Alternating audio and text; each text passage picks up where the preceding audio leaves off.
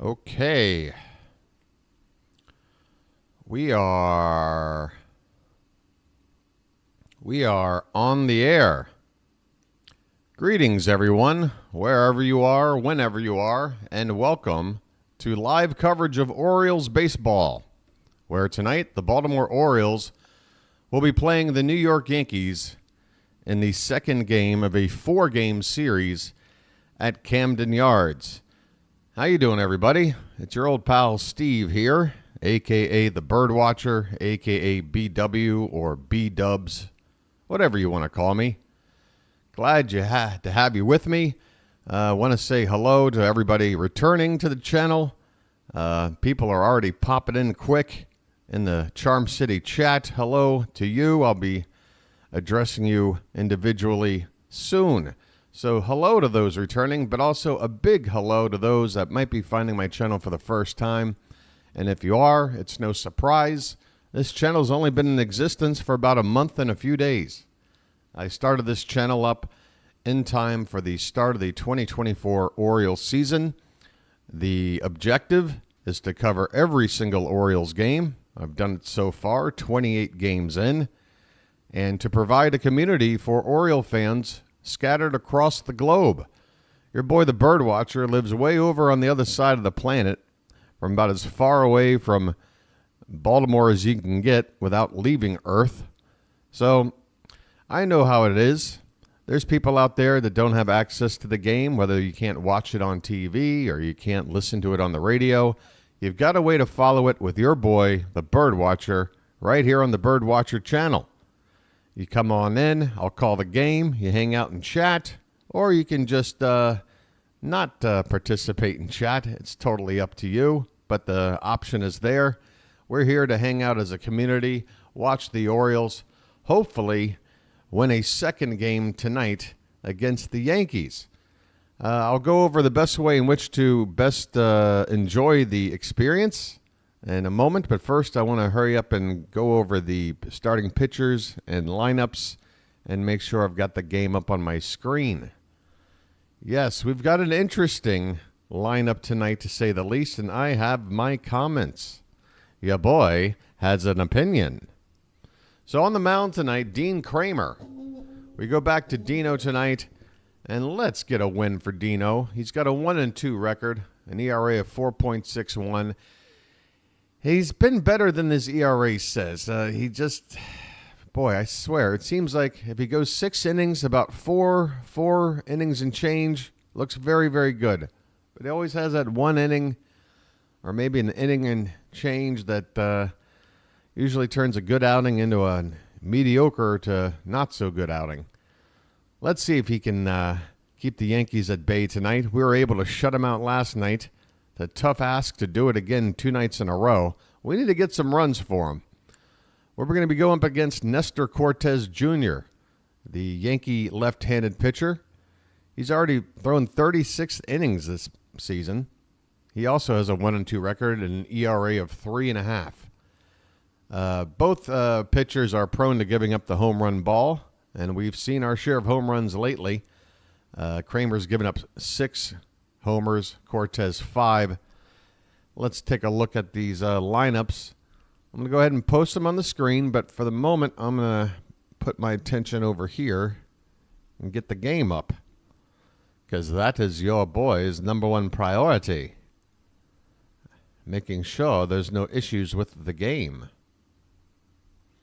See, right now, I might have waited a minute too soon. I got to wait 1 more minute till the number hits 0. Okay, tonight's starting lineup for the New York Yankees. Same players as last night, just a couple of guys moving around in the order. Anthony Volpe, thank you last night for that play in the bottom of the 8th. Mr. Volpe last night. He'll be shortstop, leadoff man. Juan Soto, right field, batting second. Aaron Judge in left, batting third. Giancarlo Stanton moves up to the cleanup spot. He'll be the DH, of course. Anthony Rizzo is at first base. Gleyber Torres is at second. Austin Wells will do the catching and hit 7th. Oswaldo Cabrera will be at third and hit 8th. And finally, Trent Grisham in the 9th spot in center field. For the Orioles, Gunnar Henderson is at short once more. Adley Rutschman Well, there's a lefty on the mound. What do? We put him at DH. He'll bat second. Ryan Mountcastle at first base hitting third. Anthony Santander is in right field batting cleanup. Jordan Westburg is hitting fifth and playing third base. Jorge Mateo bats sixth. Okay.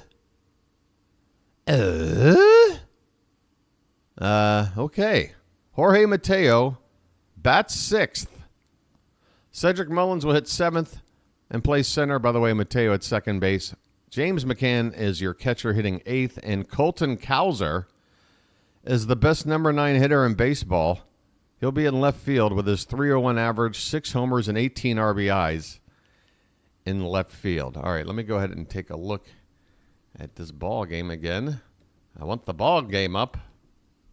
But yeah, your boy's got a couple of things he wants to talk about with this Orioles lineup, particularly against left-handed pitching and particularly concerning a certain call-up we made last week that seems to be, gosh darn near pointless. What are we doing calling up Heston Kjerstad? Uh-oh. Come on, give me the game. Where are you? Am I going to have to already go to my backup plan? Yeah, boy's going to have to already look for a backup plan. What's going on tonight? Why is it always something? If it ain't one thing, it's another. Okay, let me bring this over here. Let's take a look at this. All right, folks, hang in there. Yeah, basically, I got to wait for us to play Heston Kjerstad tonight. Even though it's against a left-handed pitcher, I don't care. Because, again, I look at our players that we have available for right-handed pitchers, and it's just as difficult to find a place for Kjerstad. Okay, this could be it right here. Let's see if this works. Am I going to have to watch the Yankee broadcast instead? Well, enemy territory it is. Okay, the game is up.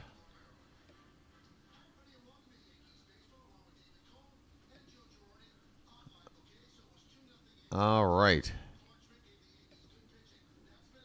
Let me turn the volume down a little bit. I have to hear Michael K. talk, which is never a good thing. All right. Yeah, so here's the deal, folks. We got to stop looking at playing against lefties and going, oh, okay, well, then we'll just DH Adley and put McCann in at catcher. No. McCann should be catching like every fifth game, period. Not the guy that catches against every left-handed starter because we're facing him like half the time. Rutschman's been DHing like, I don't know, 10 times this year, 12 times, 14 times. I want to see Rutschman behind the plate more. I know he plays every day, and because of that, we got to use him at DH. We used him at DH several times last season, but not to the extent that we are now. So you guys want to see what a lineup would look like that I would prefer tonight? Here you go. I had to write a tweet because your boy, like every other idiot in the world, when they get upset, they tweet. I'm tired of Adley DHing versus every left-handed pitcher with McCann in the Orioles lineup while Kjerstad just sits there. Give me this. Folks, I know this looks like a strange lineup to you because why is Gunnar not leading off? Why is Rutschman? What's Mullins doing way up in the two-hole? But your boy, the BirdWatcher, yeah, Brandon Hyde, are you here right now? Brandon, I want you to take a look at this lineup. I know you like to keep the lefty-righty bats flip-flopping. I do too. But I got a way to get us around this. You put Rutschman lead off, period. He's an on-base guy. He doesn't hit as many home runs as Gunnar, so we're not going to waste a lot of solo shots with him leading off. You put Mullins in the two-hole. Is his average low? Yes, but he's got speed. He can do things like hit and run. He can do situational hitting type stuff you like to see out of a two-hole. And he's batting from the left side. He put Ryan Mountcastle in there. We're playing a lefty. You bat him third. No questions asked. Gunnar then is your cleanup hitter. That's right. Gunnar is hitting lefties now with power. Let's put him in the cleanup spot because you do need one of these lefty bats to be right there in the heart of your order. Let's put him there. Santander then moves down to fifth spot. Switch hitter. Cowser in sixth. Westberg seventh. Kerstad, welcome to the lineup as a DH, hitting eighth. And then you put Mateo at the bottom, hitting ninth. Now, folks, you tell me. I want an honest answer. Whose lineup would you like more? And if you tell me Hyde, it's okay. I just want to get an idea of what you guys think. I want to see how crazy the BirdWatcher. Whoops. No, I don't need one more option. I'm sorry. I lied. There you go. By the way, folks, if you're just settling in, go ahead and hit that like button. Patrick, how you doing? Rob is here. Baxter, how you doing? Ryan, how you doing? Aaron, David, you went to the game and we lost, right? Don't ever go again. Matt, Base, Mr. Lewis. Wait, 100% for BW. We got JR. An R and a C look the same to me. I can't help it. We're just a few seconds away from first pitch, by the way. Josh, hello. Dr. Afro Dog, Janet. Well, Janet, thanks for being here, helping out with the modding. Isaac Angel, welcome back. Wow, you guys show up in a big darn hurry. Daniel, if I didn't shout your name out, shout it out again. Carrie, I see you, Carrie. I just saw your name. Okay, we've got Dean Kramer on the mound taking his final warm-up pitches. And what's the deal? Is there only one vote on this? 8 votes. 8 out of 8 people prefer my lineup. So why am I sitting over here on the other side of the planet?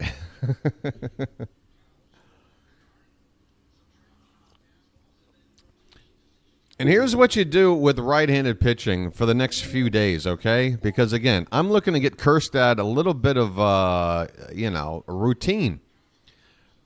Anthony Santander is due a day off, okay? He is struggling at the plate.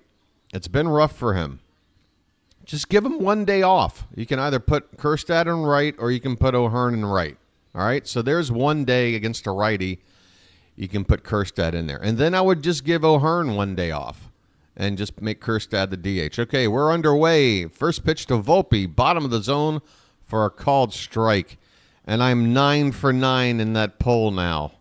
9 for 9 in the poll. We are underway, folks. Kramer versus Volpe. Game 2 of a 4-game series. Here's a ground ball.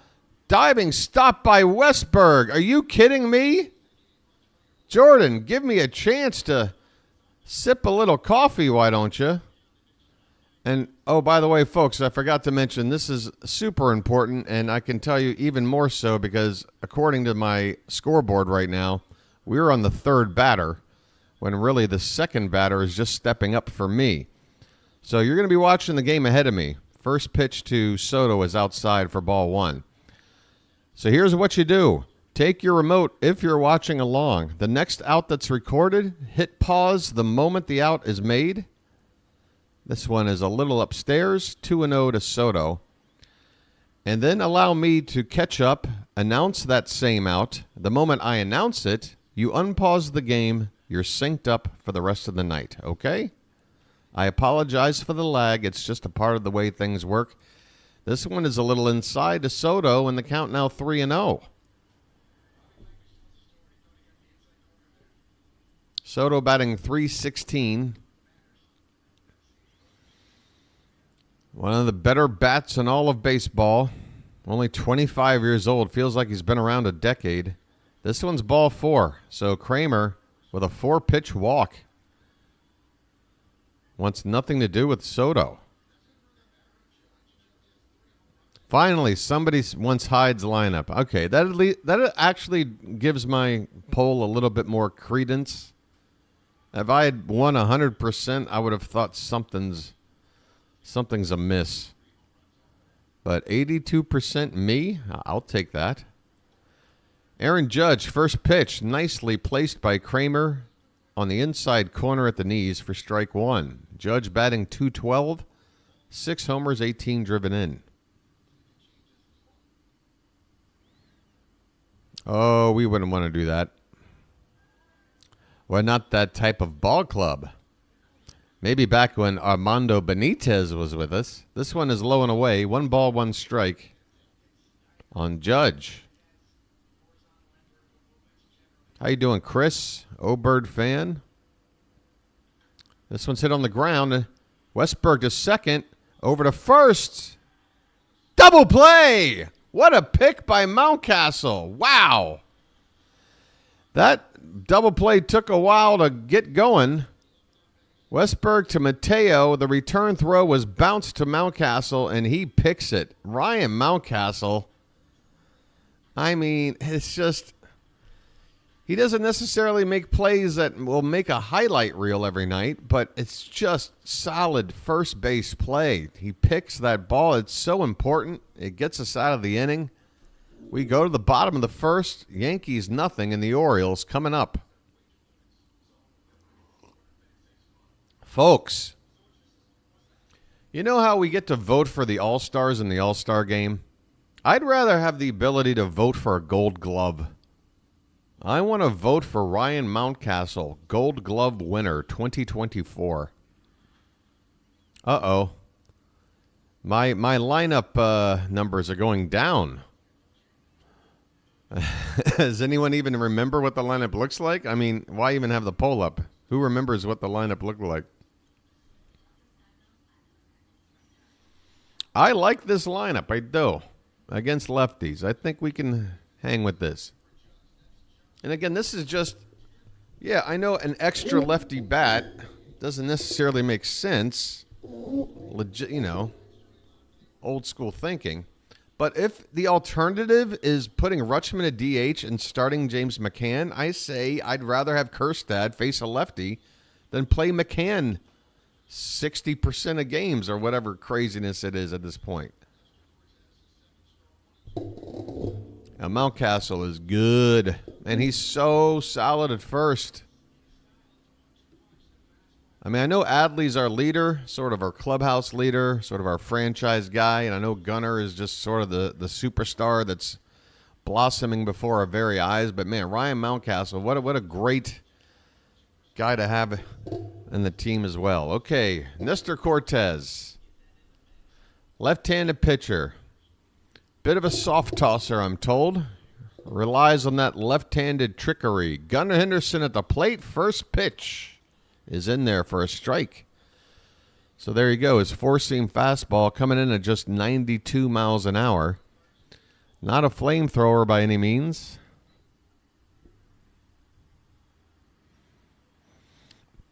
Next pitch is swung on and missed. There you go. That one was 93. Outside edge. It's not always about velocity, location, movement, mixture of pitches. That came out terrible. Mixture of pitches. I need more coffee. Gunnar's hitting 289 coming in, by the way. This one is called strike three, and that ball was low.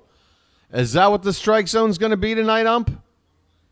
Honestly, one batter in. We're going to go ahead and do that.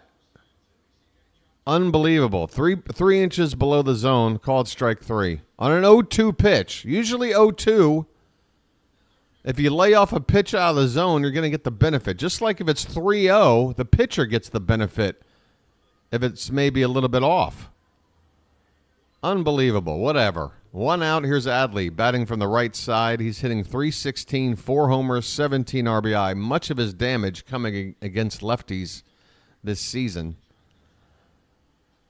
This pitch is on the outside edge for a called strike, 1-1. I don't have Adley's current average against lefties, but it was over 400 last time I checked, which I think was the last time we faced a lefty a couple of days ago. This one is low and away. Here we go. We've got the splits right here on the screen. He's hitting .442 with 14 of his 17 RBIs against lefties. So there you go. The 2-1 pitch. This one's lifted up, and the catcher Wells takes his mask off. First baseman. Wow. Rizzo makes the catch over there near the first base stands. Rutschman, unfortunately, with a foul pop-out. All right, this is looking more and more like a legit poll. A 2-1 preference for my lineup to the Orioles manager. And by the way, I love Brandon Hyde. Don't get me wrong. Manager of the year, fully deserved. Ryan Mountcastle at the plate. He's hitting .305. First pitch is outside. By the way, it's C.B. Buckner behind the plate. And boy, Angel Hernandez, yes, he's the guy everybody talks about. C.B. Buckner is up there in terms of reputation for upsetting people, upsetting players, upsetting managers, upsetting fans. Yeah, we got C.B. Buckner. So that would explain the terrible first called strike 3 to Gunnar Henderson. 1-1 the count on Mountcastle. Bases empty, 2 down. Just getting started. Game 2 here against the Yankees. This one's fouled away. 1-2 on Mountie. Wait a minute. All right, this poll's closing. I'm going to close the poll before your boy suddenly becomes the minority. This is how you control elections, people. There. My poll's better, or my lineup's better. There you go. This one's off the plate, and the count even up at 2-2 on Ryan Mountcastle.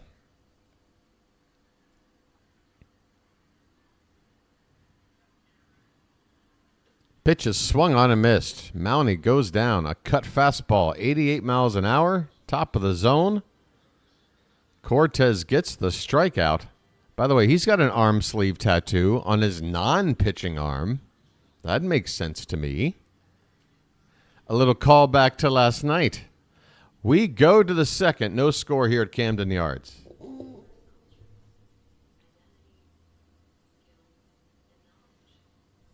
How you doing, huh? You guys know what I did after the game last night?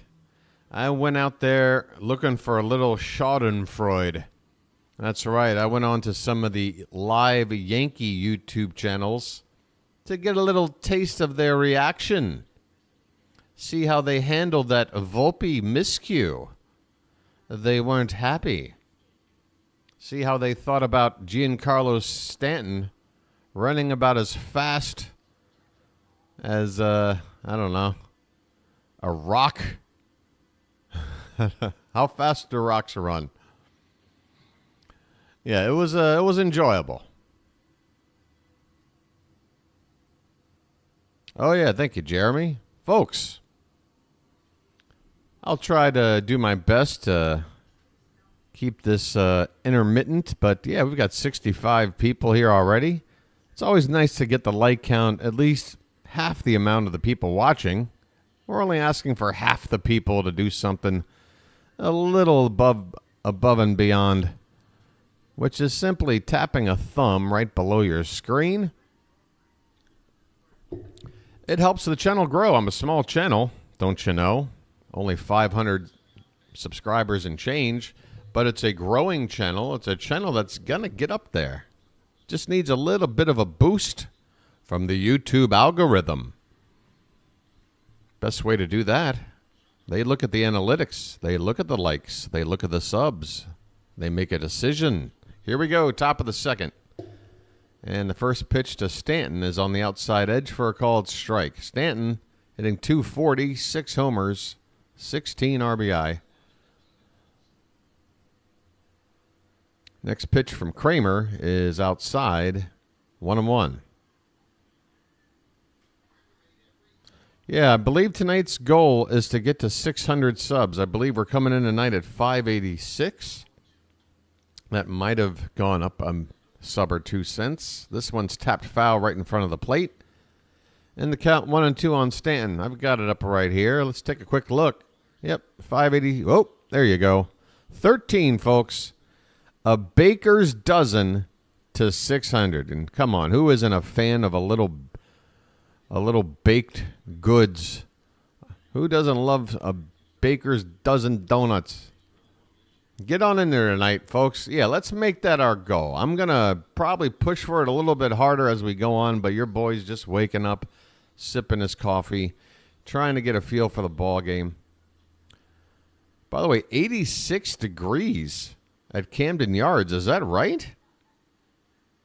It's still April there, right? Is it 86 degrees at Camden Yards? That can't be right. That has to be a typo. Oh, this says 82. Wow. My goodness. Up and in to Stanton. And the count runs full. Well, there you go. The warm and humid weather already making itself known in April. Good luck with the summer, Baltimore. Inside to Stanton for ball 4. So Kramer issues his second walk of the game. And he's only pitched 1 inning plus a batter. Here's Anthony Rizzo.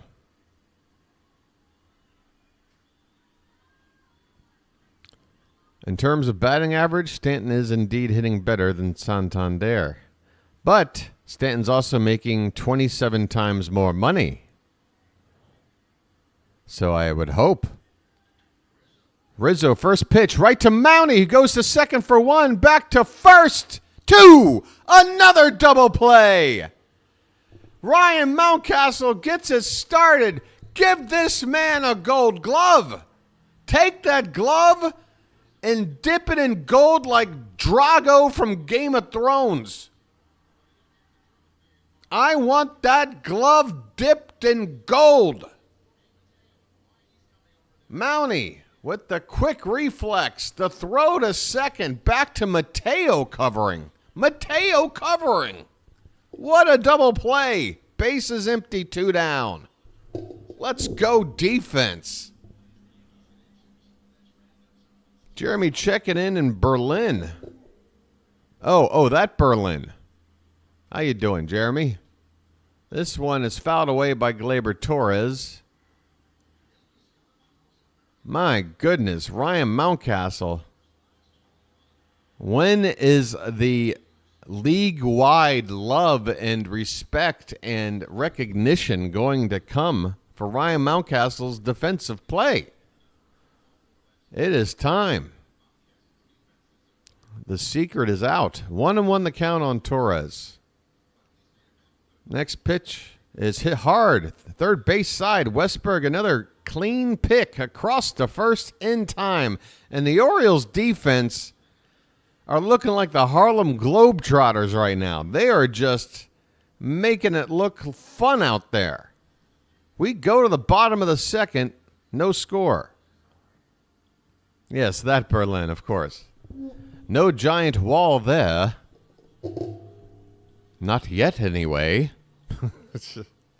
I'll leave that alone. Jesus Christ. Yeah, we're going to the bottom of the second. We're going to have the middle of the order. Tony Taters, Jordan Westberg, and Jorge Mateo, who is batting 6th for some reason. Do you think Brandon Hyde's going to be asked in the post-game press conference, win or lose? You think somebody's going to be like, yeah, we saw you bat Mateo 6 tonight. What was the idea behind that? What do you think his answer would be? I want to do a Brandon Hyde impression, but I don't want to sound like I'm insulting the guy. But he's got that very deep voice. Well, I looked at Mateo and I saw a guy that right-handed bat backing up Westberg. Looked good to me. Yeah, I can't do a Brandon Hyde impression. It ain't happening. It ain't gonna happen. Right. Bottom of the second, middle of the order. the greatest lineup against lefties of all time with the players that we have. You're looking at it. Nobody listens to your boy. Nobody. Nobody. Look. There's the two lineups back to back. Matt is feeling the moment. Mateo does have wheels. But do I want wheels in the middle of the lineup where you want power bats? You kind of want the wheels at the top and the bottom and the power in the middle. Here comes Santander leading it off. Bottom of the second. First pitch is outside for ball one. Santander averaged down the 210. 4 homers, 18 RBIs. OPS now just a clip over 700. He really does need to get it going. Next pitch is away again, 2-0.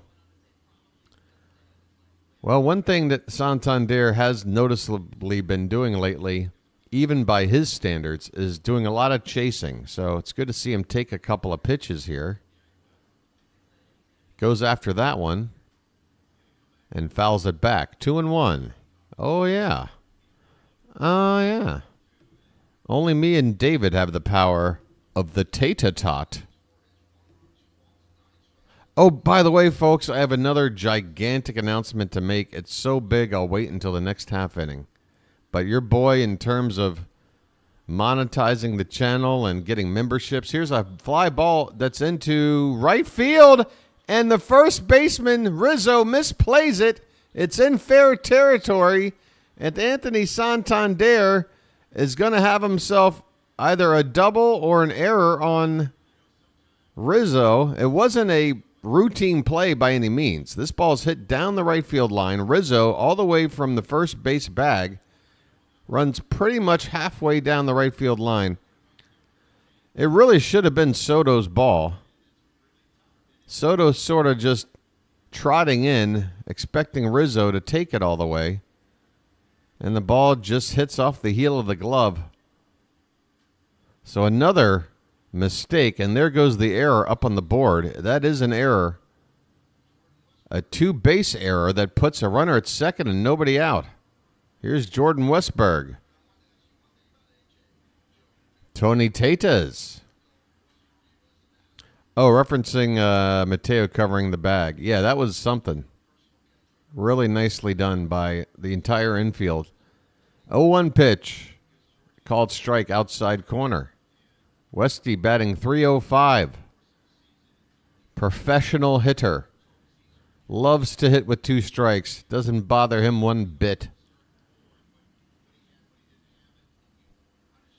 A check on the runner at second. Another check. And the 0-2 is hit on the ground. Backhanded by second baseman. They're going to go to third, and they throw it right into Santander's back. He's going to slide home, and the Orioles take the lead. The Yankee defense is atrocious. 2 giant mistakes. What in God's name are the Yankees doing? Gleyber Torres fires the baseball into Santander's back. The ball squirts away. Unbelievable. I mean, first of all, when a ball's hit to the right side in that situation, you don't even think about throwing to third unless you know for sure you got the guy. Here's a fly ball by Mateo, right field in the corner, and Soto makes the catch on the track. Boy, Mateo, hitting up in the 6th spot, I guess felt like he needed to power up, going opposite field and finding the track. Not enough, though. First out of the inning. The Orioles ahead 1-0, courtesy of Yankee defending. Cedric Mullins is at the plate. His average is at .217.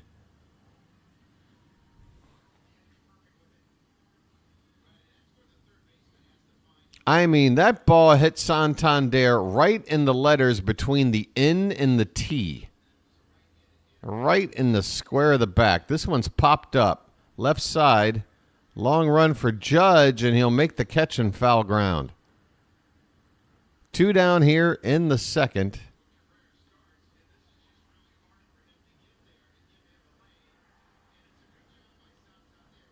Man, I mean, I don't think I've seen a play like that since the Bad News Bears.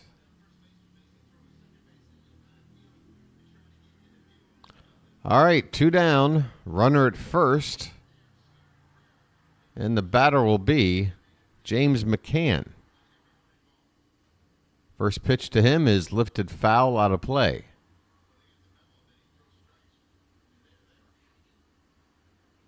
Come on, Bird Nation. Can you feel it? Can you feel it? Can you feel it? No such thing, JR. Yankees curse. Here's a ground ball to short. Volpe goes to second for the force, and that'll end the inning. McCann grounds out to short, but the Orioles get a run on the board. Somehow, thanks to a lot of help from the Yankee defense, a dropped ball by Anthony Rizzo, getting Santander to second, and then a ground ball to Torres. Santander going to third. Ball hits him. He gets up. He goes home. So there. Think about Anthony Santander's trip around the bases. 2 bags on a drop ball. 2 more bags after getting hit in the back. Nobody had to drive him in. Unbelievable. We go to the third. 1-0 Orioles.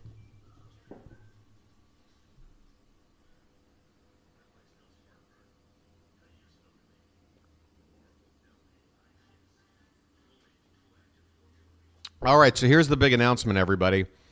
I've been telling you that there are memberships available now, and also there's a little thing called Super Chats, folks. If you notice, there's a little, like, $ maybe in the bottom right-hand corner of your chat. You might see something that says Super Chat, like this. Here's what I got completely wrong, everybody. I was saying, well, I'm still waiting on my bank information to be like connected to all this. That way I know that whatever money I earn is going to actually go to me, which is good. Well, I got it all wrong because according to YouTube's, the way they do things, they got to see you basically make $100 before they'll then like reimburse you. And only until you hit that $100 threshold do you then have the ability to like link up your bank account. So basically they make you, it's almost like when you sign up to get a bank account, they're like, well, you can have an account, but you got to have at least this much money before you start the account. So it's something along those lines. So folks, if anybody wants to be brave enough, feel free to try a super chat tonight. You can make it as cheap as you want. But, yeah, the idea is now completely different. I do want people to join memberships. I do want super chats. Austin Wells, first pitch swinging. High fly ball to right center, and that ball's going to go. Austin Wells reaches the bleachers in right center field by a couple of rows on the first pitch of the inning here in the top of the third. Once again, Orioles starting pitchers bitten by the home run ball, particularly solo shots early in the ballgame. Kramer gives up his 7th home run already this season. The Yankees have tied it up 1-1. One batter here into the top of the third. My goodness. Easy come, easy go. Is that true? Mike Trout is going to have knee surgery? This is a ground ball foul off to the right by Cabrera. Getting hit by a thrown ball, it makes me think of John Lowenstein getting hit in the back of the head or neck with a throw. He was being carried off on a stretcher when he sat up and raised his fist. That's how Lowenstein does his thing. J.R. Weaver is our newest Magic member. Welcome, J.R. Enjoy your free, or your, it's not, I guess it's not free.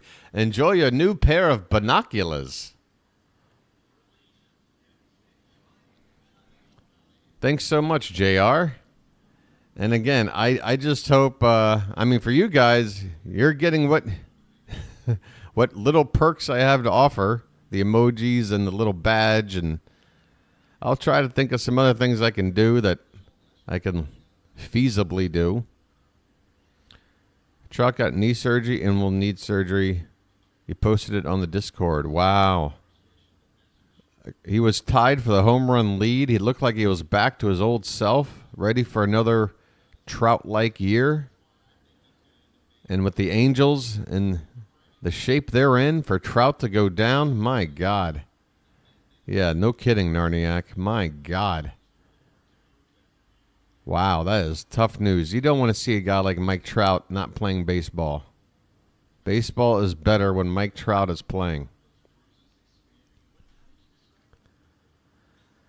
All right, 1-2 the count on Oswaldo Cabrera, leading off the top of the third. Forgive me, your boy sort of wandered off in his mind there for a minute after that home run from Austin Wells. That last pitch was fouled away off of McCann's groin area, and McCann appears to be in the middle of prayer down on his knees there. He's back up. 1-2 pitch is tapped in front of the McCann, but it's a foul ball. Man, another solo home run. Well, JR, how do you feel about your new badge? Hey, JR, you want to test? Go into your emojis, JR. You'll see a few. The tater tot, the milkman, the Oriole bird, and the splash zone. A couple of those emojis need work. I'll be perfectly honest. The 1-2 to Cabrera is fouled back. Still 1-2.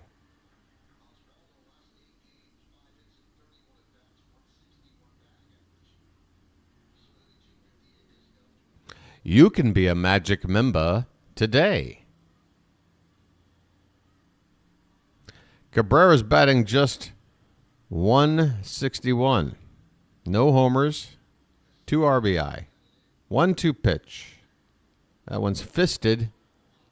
Popped up on the infield. Mateo will make the catch. Just a couple of feet onto the outfield grass for out number 1. That'll bring up Trent Grisham. Grisham batting a robust 100. 2 for 20 on the season. Hit number 2 came last night.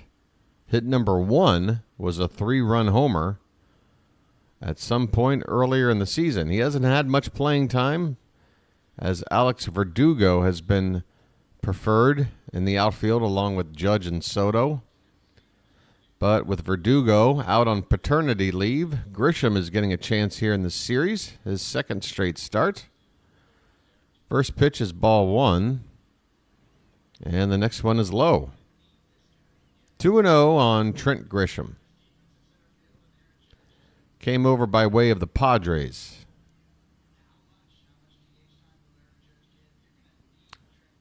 I believe he came over with Juan Soto in that giant trade. This one is fouled away off to the right.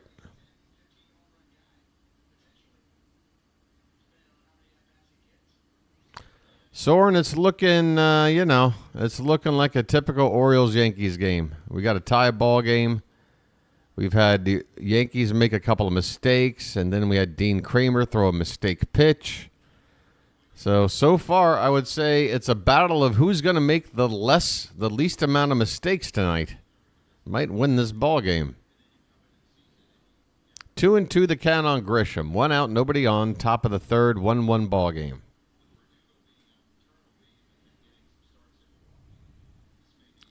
It's a uncharacteristically warm evening in April at the ballpark.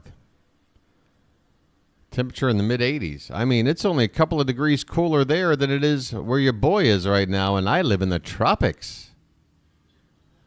Full count on Grisham. Volpe on deck.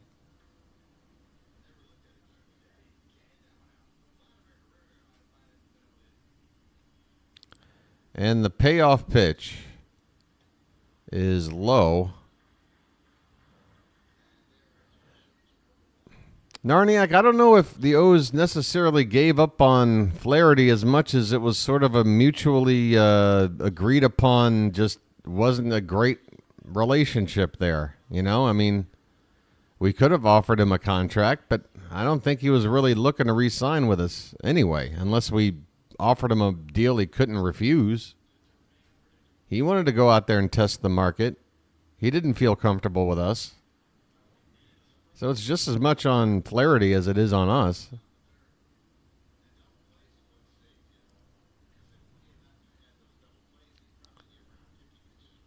All right, we got Volpe back up there with a 1-0 count.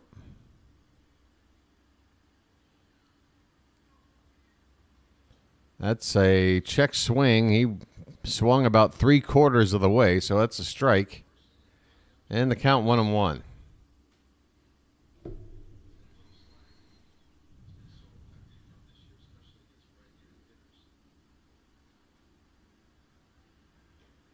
How's Kyle Gibson doing over there with the Cardinals? Out of curiosity, he doing all right? I like Gibby. I root for him. I know he's just sort of a mediocre player, but he eats innings. He's a good clubhouse presence. This pitch is outside. 2-2 on Volpe. Hey, cantankerous old fart. Member number 3.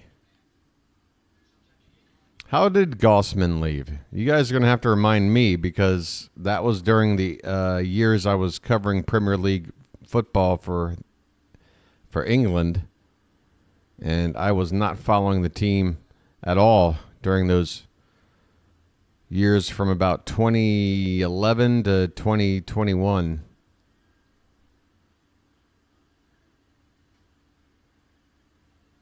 Here comes the 2-2. Oh, that's a called strike 3. Thank you, Mr. Buckner.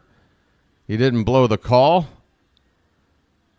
Strikeout for Kramer on Volpe. 2 out here in the 3rd. Or is that 1 out? Excuse me.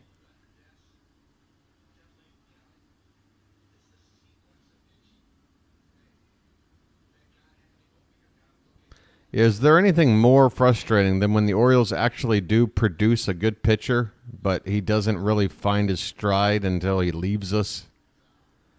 Oh, it's the worst. This one's fouled away by Soto. Jake Arrieta, anybody? I know he didn't have the staying power that Gossman's had, but it would have been nice to get the Cubs version of Arrieta for us when we had him.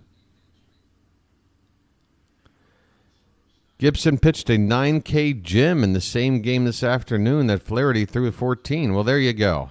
So sort of in a roundabout way, the Cardinals got rid of Flaherty, but they got Gibson, with the Orioles sort of being the team in between. Here's a base hit in the right center field for Juan Soto. That's going to move. Who's batting 9th? I'm sorry. Trent Grisham. How did Grisham get on base? A walk? Did we walk Grisham? All right, folks. We got 2 on, 1st and 3rd. And here comes the judge.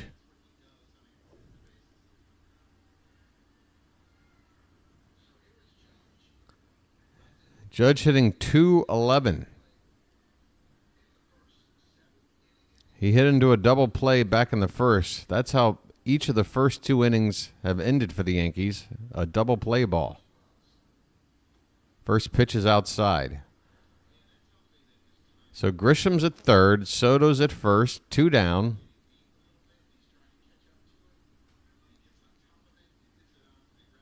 Kramer trying to pitch out of this jam. This will be pitch number 44 here in the 3rd. And here it comes. There's a grounder to short. Gunner to 2nd. And they will get the force to end the inning.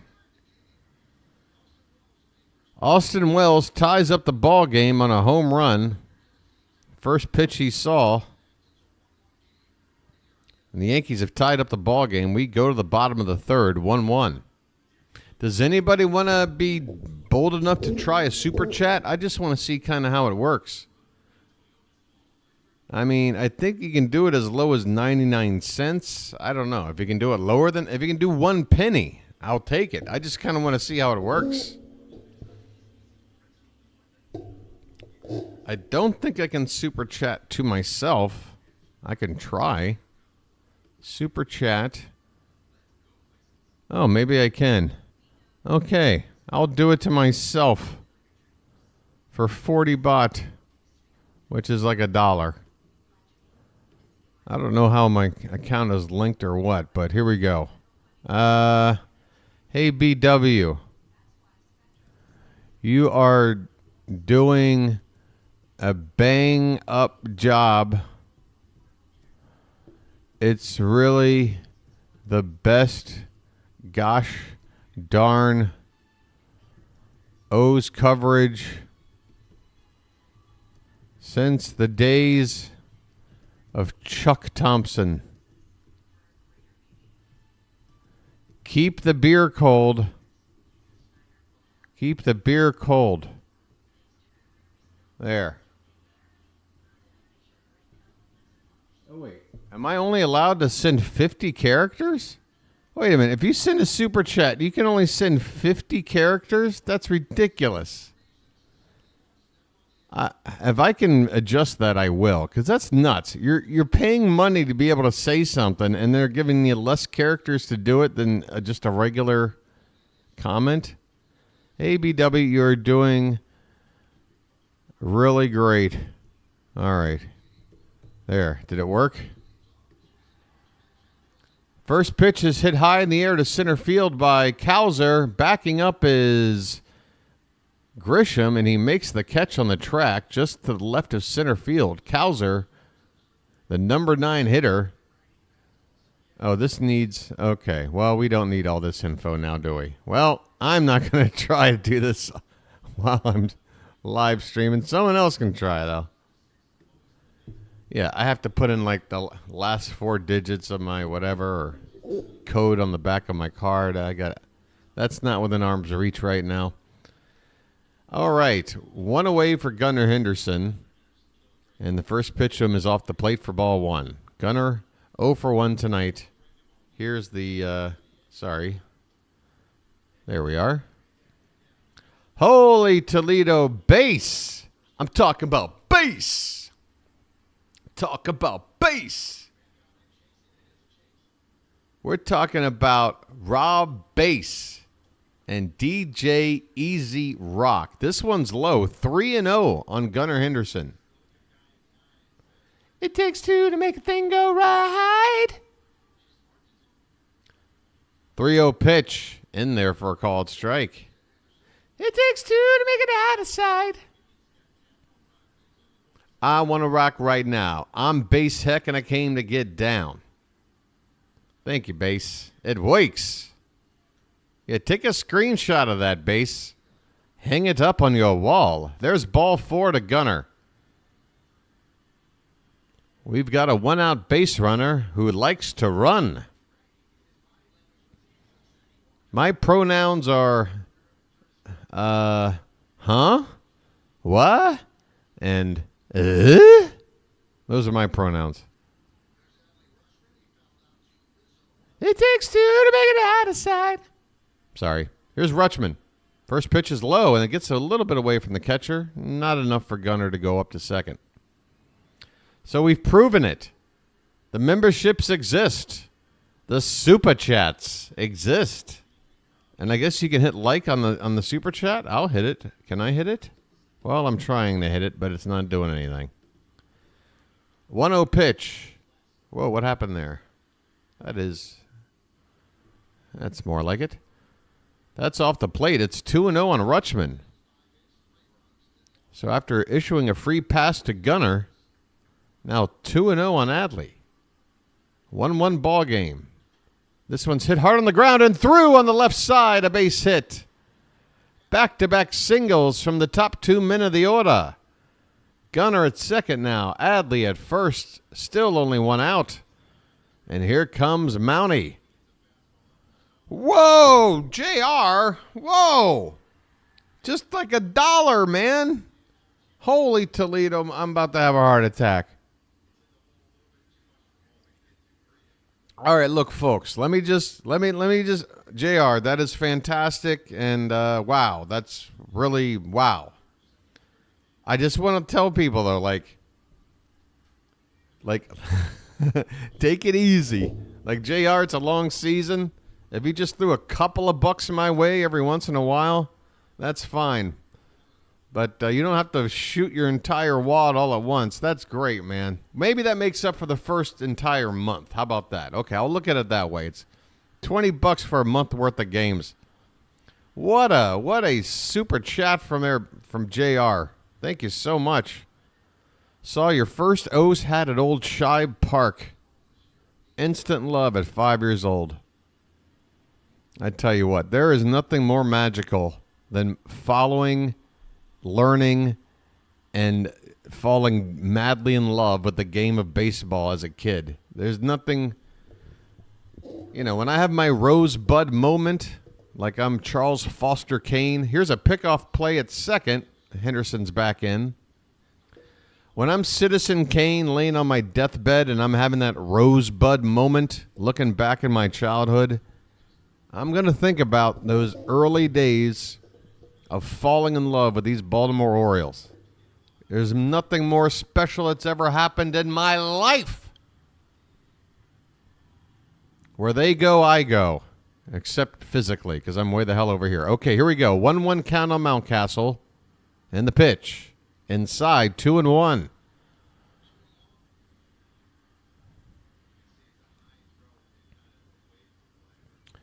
You will not constantly hear about the Super Chat. I can guarantee you that. I can at least announce that it exists the first time it's present, right? This one is foul back. Let's try to be optimistic about the BirdWatcher channel. I'm telling you right now, folks, I'm not going to run this like your typical channel.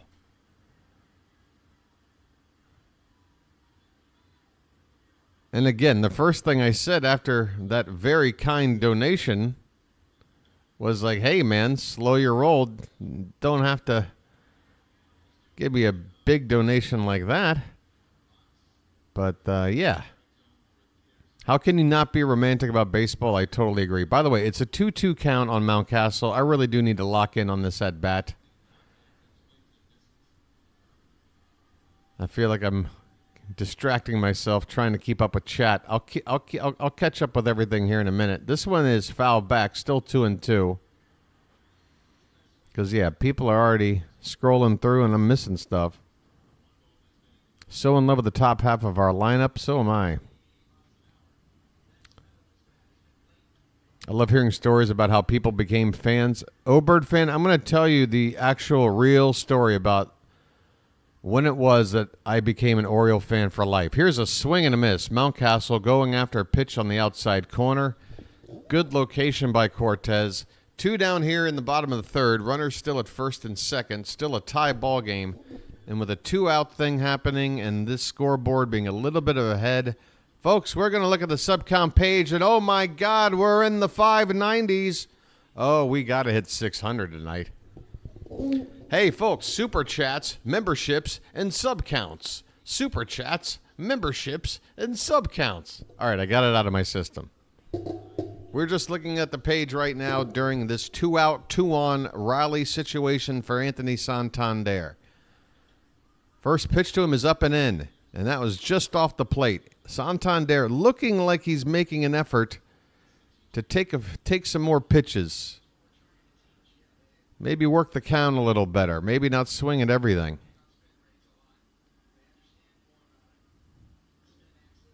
Here comes the 1-0. Swing and a miss. That one did have the zone, but it was right on the outside edge. Tough pitch.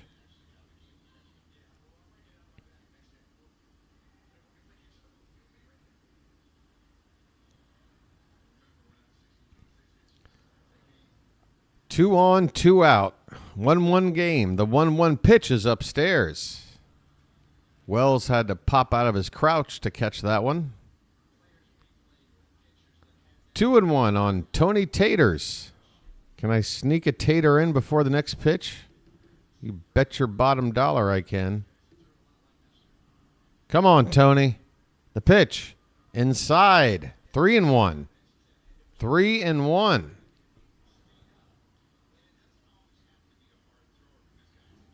We talking about Memorial Stadium? I loved Memorial Stadium too. It may not have been as aesthetically pleasing as these more modern ballparks, but it was my ballpark. I loved the neighborhood field. I loved having to park and kind of walk along the neighborhood to get to the park. Here's the 3-1, and that is ball 4 up and into Santander. The bases are loaded. And boy, what a setup we got here. Westberg is due up with Mateo on deck.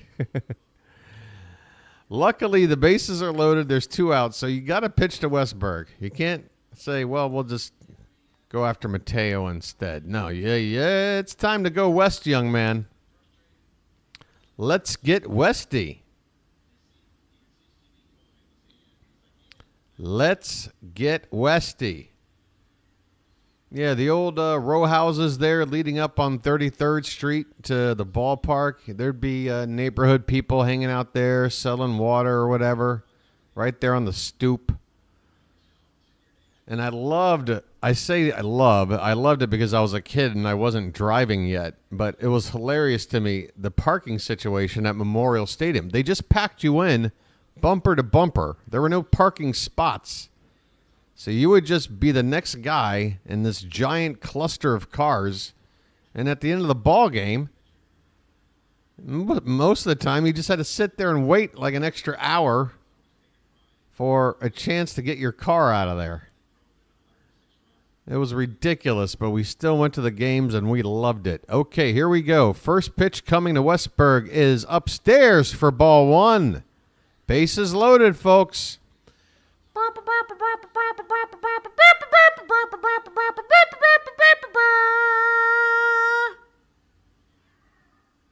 Come on, folks.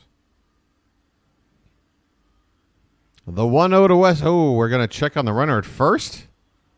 With the bases loaded, we're checking on the runner at first and Anthony Santander. Okay.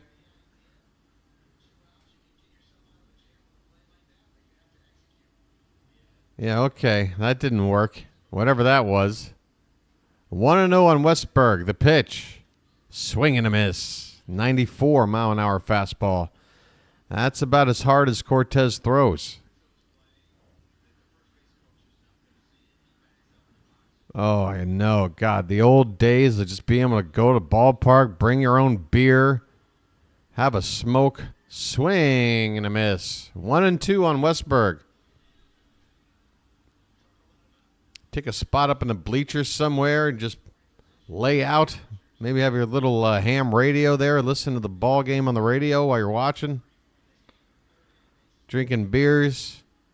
Dancing around like a fool. I love it. You can't beat a day at the ballpark. Here's a 1-2 to Westberg. Swung on. Hit in the air. But this ball's going to stay in the park. Left center. Judge will make the catch just a foot in front of the track, near the bullpen area in left center. My goodness, the Orioles load the bases, but they leave them loaded. Oh, we're going to the 4th. 1-1 ball game. It's going to be another one of these, folks. Strap in as the sun continues to brighten up behind me over my shoulder. Boy, I tell you what, this first hour since I've been broadcasting, I don't think I've moved an inch. Your boy's going to get up and stretch a little bit. He's learning as he does this. It's important to keep the blood circulating. Pay no attention to the naked people on the screen.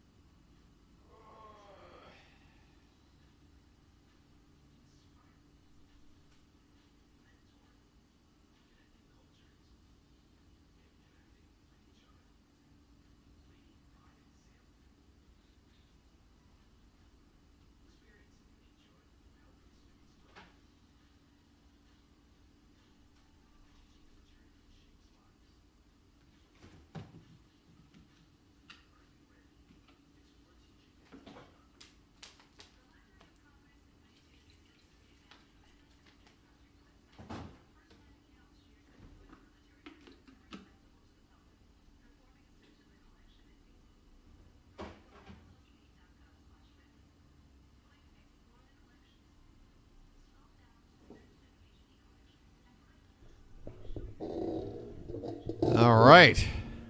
I am heating up some water to add to this room temperature coffee to make it a little hotter. It's a life hack. Living on the cheap? You don't have a microwave to reheat your coffee, but you have a kettle? Well, heat up some water and add it. Sure, it won't be a strong cup of coffee, but you'll get that caffeine you crave. What are they doing on this Yankee broadcast right now? It looks like he's holding a baseball that's made out of cake. All right, first pitch here in the top of the fourth to Stanton. And they cut away without even showing us if it was a ball or a strike because they're too busy in the booth right now. That was ball one. Here's strike one. 1-1 on Stanton.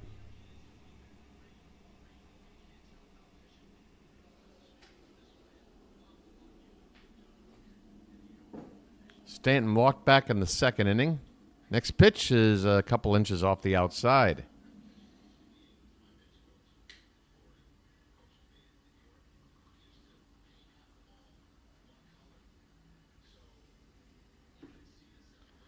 The 2-1 is in there. Called strike.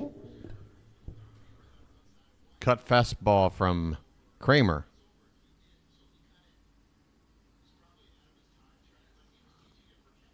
Ah, that's warm again. This one's up and away. You know, your boy, considering he's already off screen, he may as well reach for a lucky now. I'll be back on your screen in a few minutes, folks. Just enjoying a lucky with his hot coffee on this Wednesday morning where I am. There's a swing and a miss. Kramer with a pitch inside. Stanton tied up. And he goes down. Boy, I tell you what. Kramer made Stanton look rather foolish.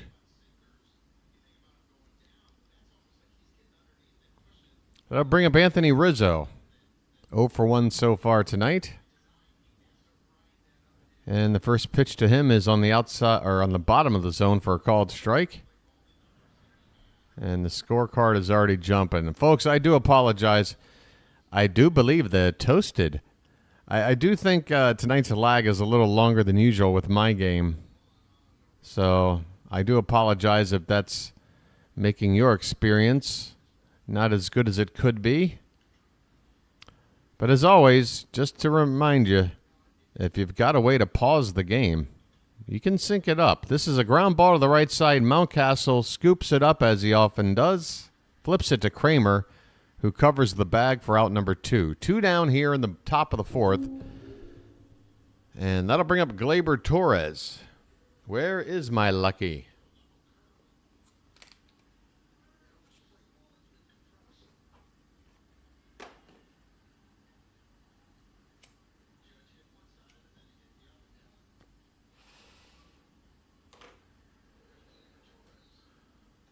There's a pitch for a called strike. Kramer gets the top of the zone. Patrick says, literally saw a dude from West Virginia with a 45 on his hip being bum rushed by city cops in the men's bathroom at Memorial Stadium, and they gave him his open carry pistol back to him. Here you go, Sonny. We know it's just a misunderstanding. Here's your weapon back. Please take your seat. The 0-2 pitch is swung on and missed. Adley tags Torres because that ball wound up in the dirt. But Kramer gets the strikeout. We are through the top of the fourth. Going to the bottom half, still tied 1-1. It'll be Mateo, Mullins, and McCann, the 3Ms. 3M Corporation coming up next in the bottom of the fourth.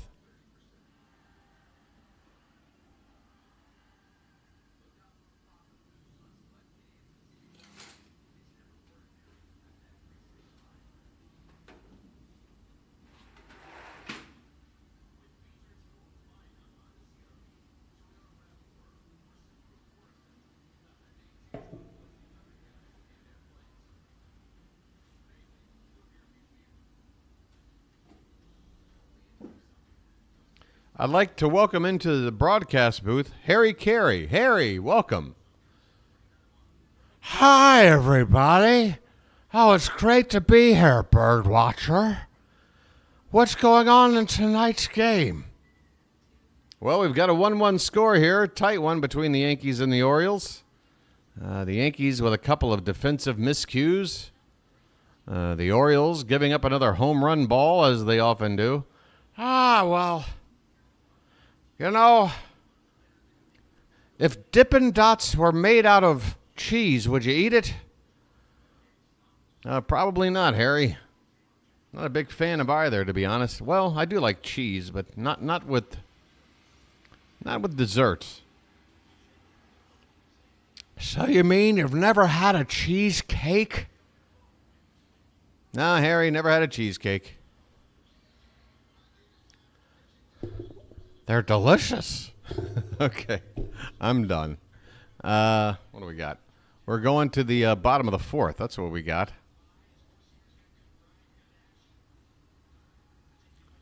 All right, Mateo at the plate. First pitch. It's a line drive down the left field line for extra bases. Mateo's his helmet flies off as he motors into second, standing with a leadoff double. Fire up the sprinklers. That's why you bat him sixth, for that extra base hit power. Brandon Hyde is a genius.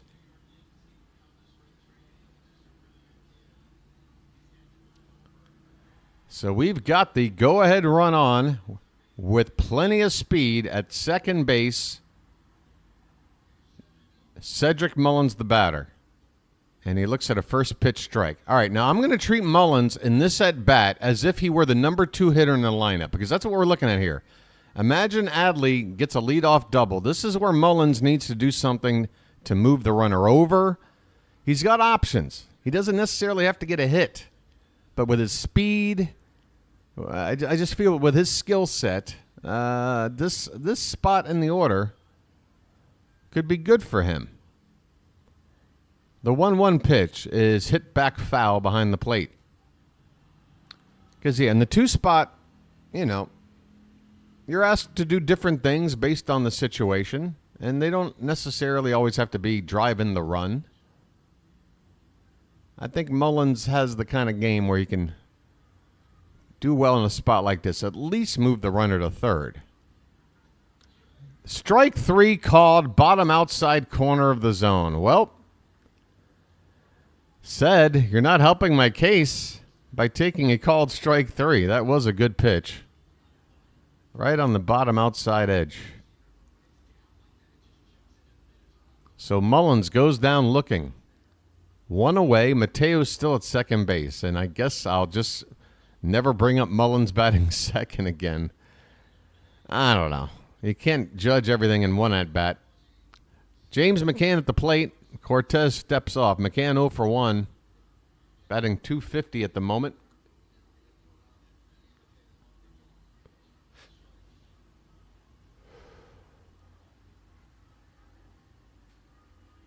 Yeah, Mateos hits lefties pretty well, which is why it makes sense to start him over Urias. Here's a high fly ball to left field.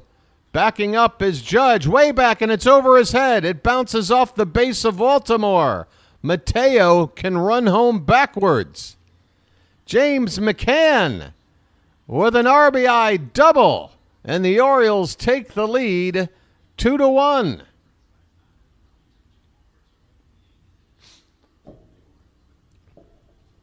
That's probably a home run in most ballparks.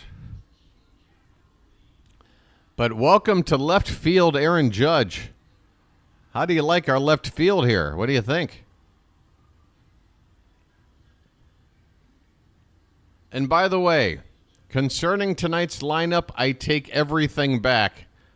I talked about Mateo hitting higher in the order. I talked about why do we have McCann in the lineup every time we got a lefty.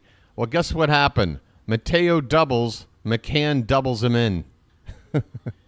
And this one is hit up the middle. Diving stop by Volpe. Gets up, but Cowser is safe. Colton Cowser beats out an infield single. The inning continues with only 1 out. And moving up to third base is Colton Cowser. Or excuse me, that was Kowser who beat it out. McCann is at third. I'm sorry, this is too far behind. We got to go over here for a minute. We're in the middle of a rally, and we're 8 people away from 600.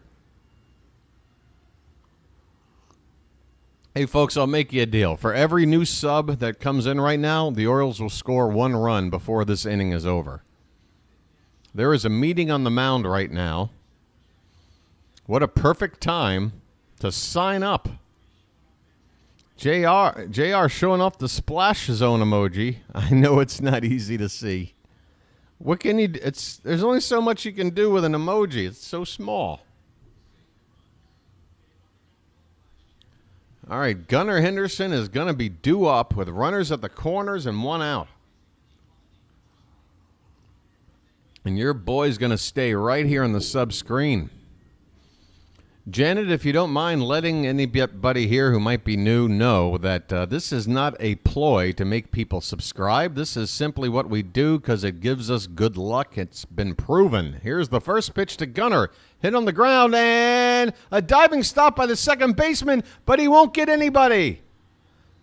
He won't get anybody. Gunnar will reach on the infield single. Coming in to score is McCann, and the Orioles now lead 3-1.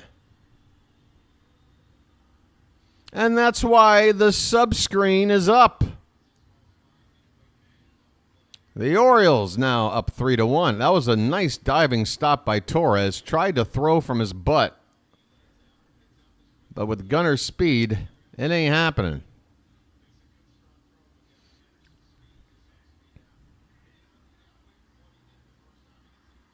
It's rally time. Still only 1 out. The Orioles with 2 runs in. Adley Rutschman at the plate takes a called strike. Rutschman 1 for 2 so far tonight. Rutschman is 7 for 14 off a Cortes lifetime. I believe that's a 500 batting average. This one is hit off the bat, right center, dropping, and it'll drop in front of Soto. In comes Kowser to score. Keep the line moving. Adley Rutschman RBI single. And the Orioles now lead 4-1. And you're wondering why that sub counts. Folks, I am giving you Orioles magic on your screen right now. Why don't you make that number go up 1? One of you watching right now, I know you're convinced. Look, I never said I was a magician. I'm not David Blaine. I sure as hell ain't Chris Angel. Who would want to be? But that doesn't mean your boy the BirdWatcher don't have something special going on here. Ryan Mountcastle at the plate. Still 1 out. 3 runs in. Gunnar at second. Adley at first. Want to know the count. The pitch. Line foul down the left field line. Cortes is on the ropes.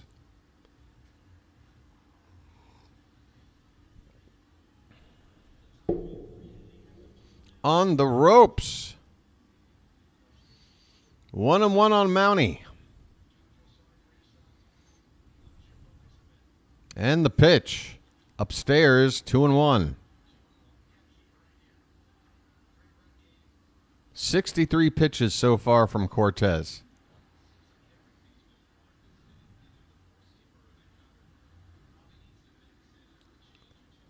The 2-1 pitch. Oh, first he steps off and looks Henderson back to second base. Hey there, Cam. Let's go, O's. Let's go.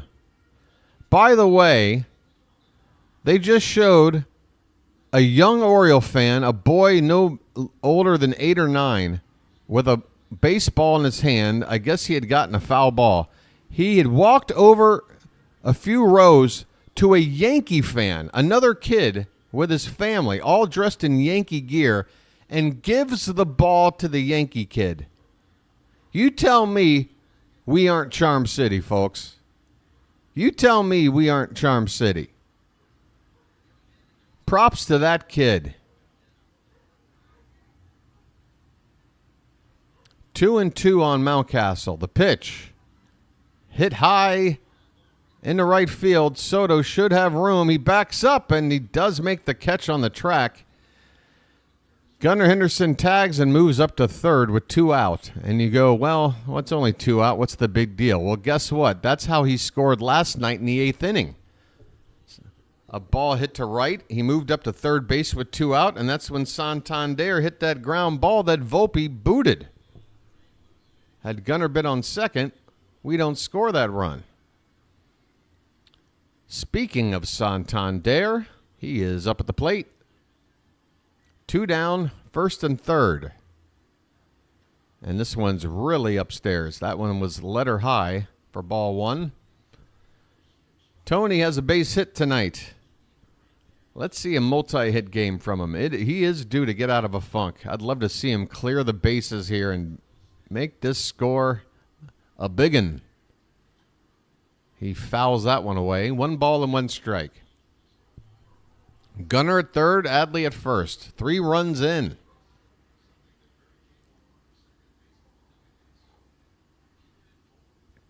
Four to 1 in the bottom of the 4th.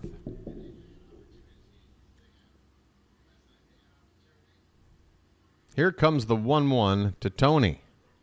This one's hit high in the air, but more high than deep. Aaron Judge will wait for it and make the catch out there in the middle of left field to win the inning. But the Orioles get the offense a-going. 3 runs on, I believe, 4 hits.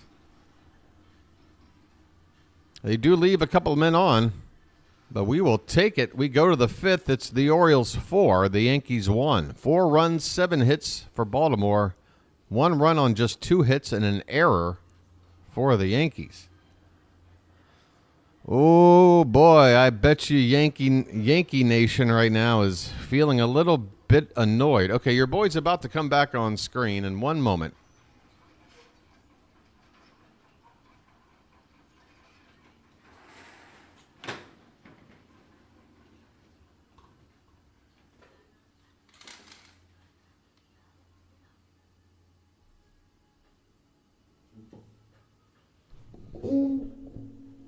We may not get to 600, folks.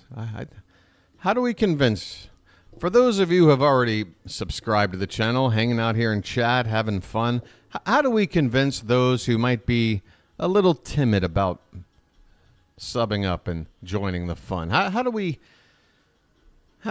invite them in a way that they feel comfortable? I don't know. I want to make 8 people comfortable right now. What can I do? Oh, I could bring myself back on screen. Maybe that's it. Maybe you need to see the guy who's making all the sounds. Hello.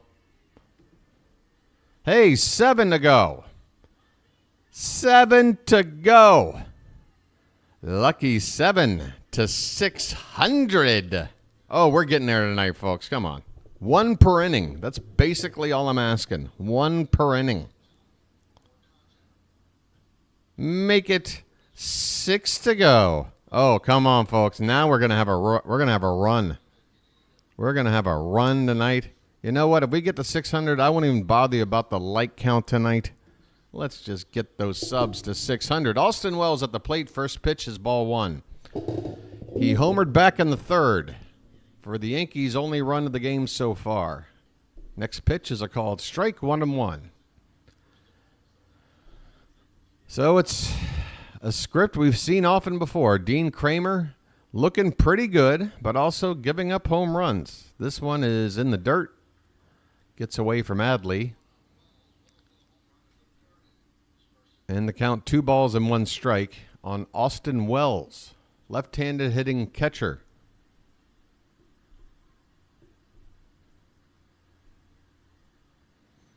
And this one's off the plate. 3-1. Will I dance if we get to 600? Chris, do you mean, well, am I willing to, this one is hit on the ground to the right side slowly. Mountcastle will take it to the bag himself for out number 1. I mean, if you're asking me, am I willing to basically swallow my pride, embarrass myself, just to get a couple of subs? If you think I'm willing to stoop that low, you're right. You're absolutely right. You want a frickin' dance? I'll give you a frickin' dance. It'll be awful. It'll be short. But I will move my body. This ball's hitting in the air to left. Cowser's right there to make the catch. 2 down here in the 5th. That was Oswaldo Cabrera. Blink and you missed him. Up there for 1 pitch and he's retired. 2 down. Base is empty for the number 9 hitter. Cam was on SNY. All right. You want the clip? Well, get the clip.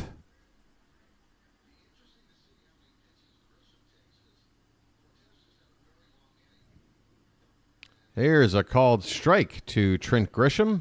He had a walk in his previous at-bat. 2 down, nobody on. 4-1 Orioles. Top of the 5th. Game 2 of a 4-game set. The Birds won the opener, and they're ahead here. This one's grounded back to Kramer. He fields it nicely. His momentum takes him toward the bag, making for an easy flip to Mountcastle to end the inning. We are halfway through this ball game, folks. The Orioles are ahead 4-1. All right, all right, all right.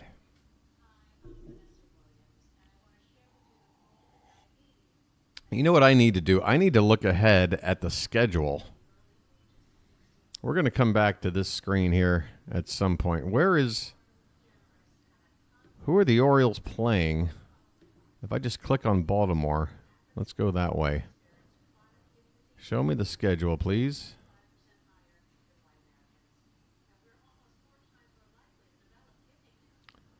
Okay, we are all the way up to here right now. Okay, so tomorrow night, folks, same time, same bat channel, and then on Thursday, it's a 1:05 p.m. first pitch. That's 12:05 a.m. for your boy. And then, we got a Friday night start. Wow, that's even earlier. 5:10 a.m. What are you doing? 6:10 p.m. start in Cincinnati. We'll have 3 games there. We're going to have 2 days off after that Cincinnati series. A day off before we play the Nats for 2 games and the day off after. So that's when your boy is probably going to try and... Oh, no, there's an Apple TV game coming up. No!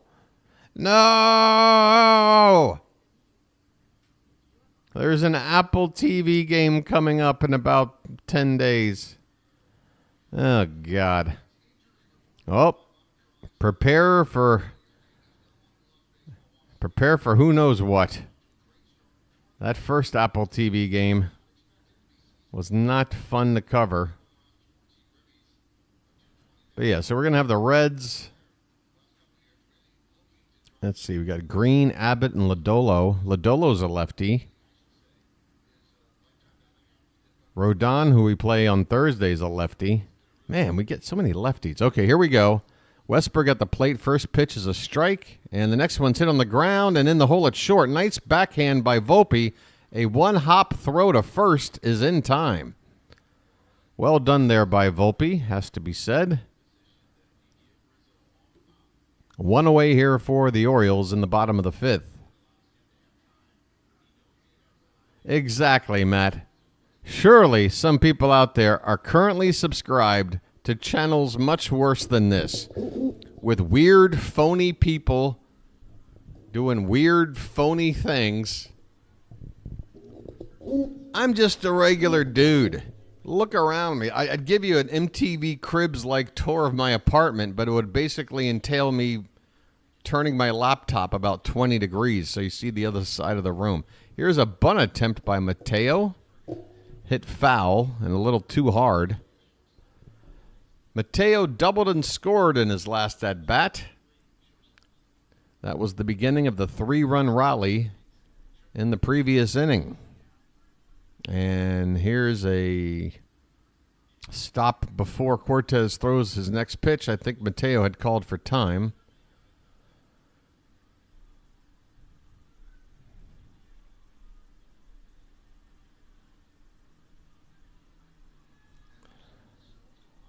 Oh my, did I do a dance at 100? What am I going to do when I get to 1,000? I'm going to have to start learning how to do the Magic Mike routine. The 0-1 to Mateo is a breaking ball fouled back.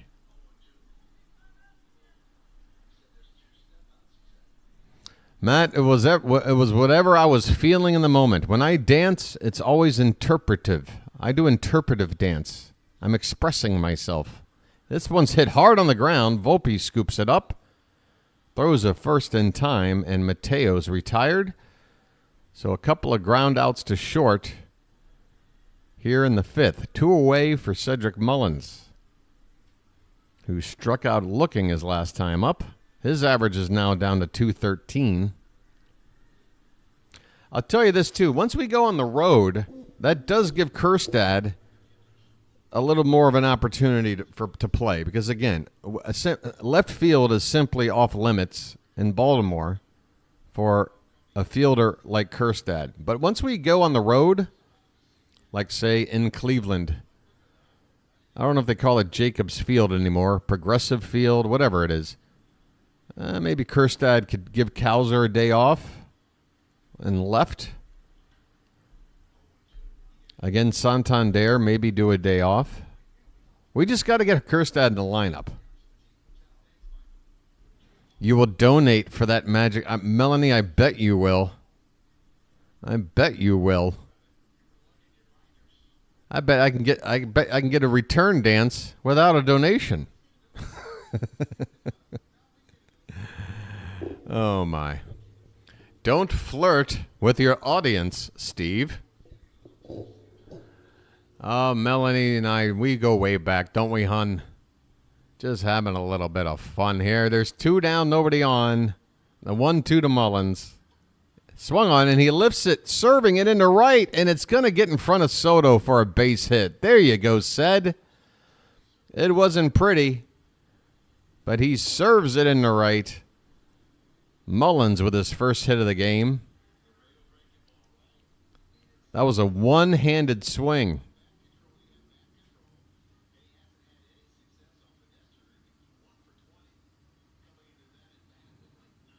That's like maybe the third hit tonight where the Orioles just trying to get wood on the baseball and finding a hole somewhere. Okay, with 2 down, Mullins at first. It brings up James McCann. He doubled, drove in a run, and scored right in the middle of that 3-run rally in the 4th. And this one is fouled back. Patrick would like Thai girl dancers for 100K subs. Hey, David with the super chat. David, you are allowed to speak. David just sending a buck without anything to say. But let's celebrate their first super on a live stream. How you doing, David? My old pal. Here's a swing and a miss by McCann. 1-2 the count. Mateo at first, 2 down, bottom of the 5th. Cortes up to 80 pitches now. Pitch count really hasn't been his problem. Eating dinner with the fam. Here's a check on Mullins, back in standing.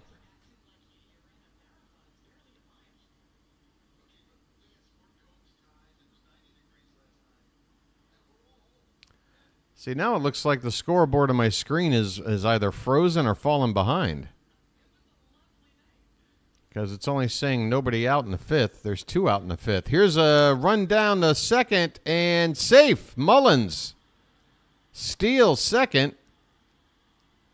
And they're going to get on the phone. It was a close play, as it often is, on a stolen base attempt at 2nd. It was a high throw. Glaber did well to slap the tag down. Oh, it looks like he might have grazed Mullins' shoulder before Mullins got in there. Ooh, but on that, this could get overturned. I see enough potential evidence to overturn this.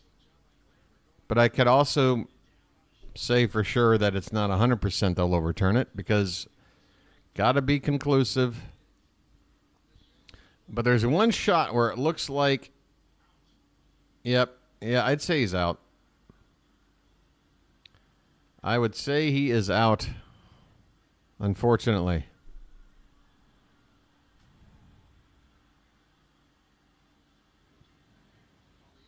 Well, we've had 9 different angles of it.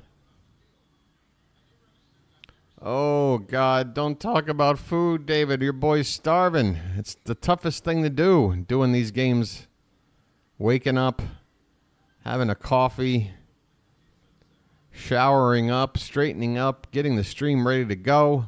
I don't have enough time to go get something to eat. I get through 3-4 innings okay, but right about now, I am starving. What do I got? I got anything? I got nothing.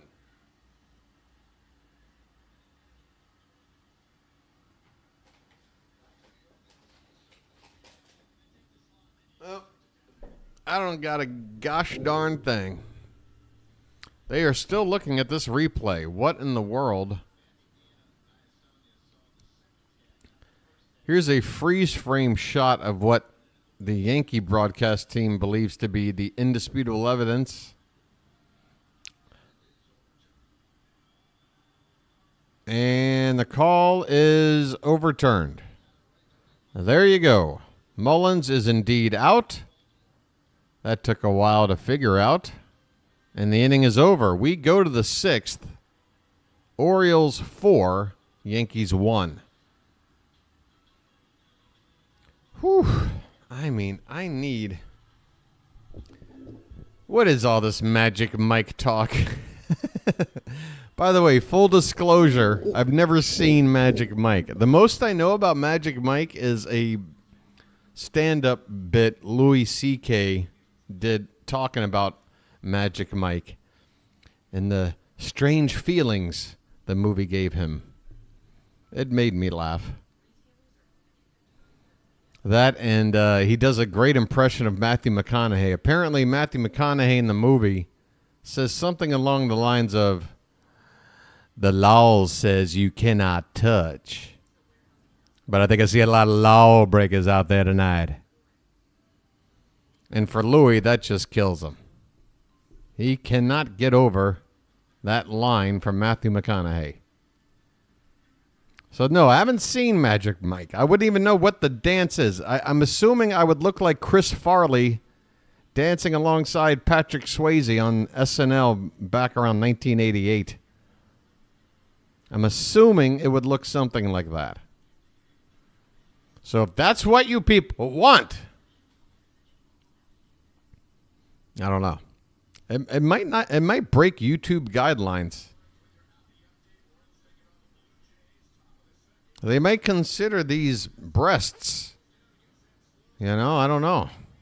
If I start whipping it off and twirling the shirt around, I get my first plaque. I already got my first plaque. It's on my teeth.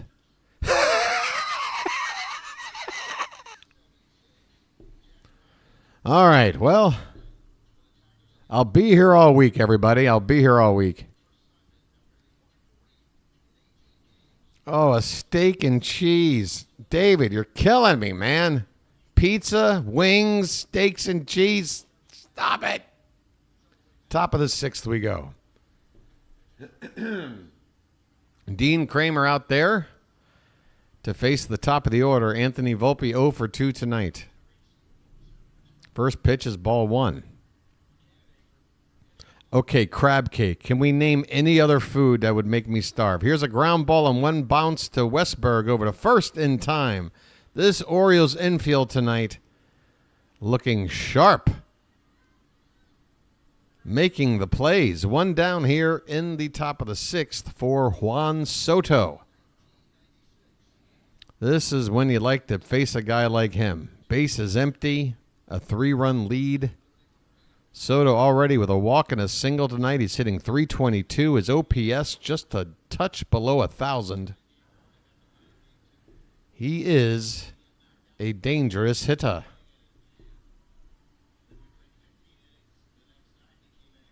And the first pitch to him is high for ball one.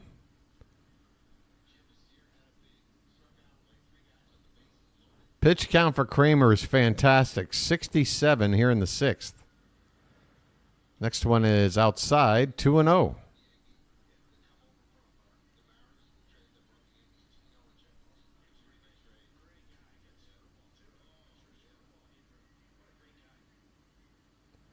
And the 2-0 to Soto is in there, called strike.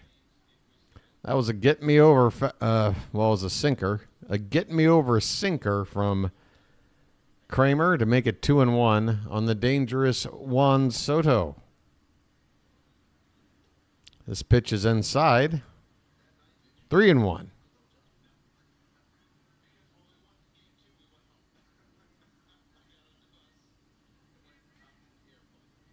Cameron, I don't know.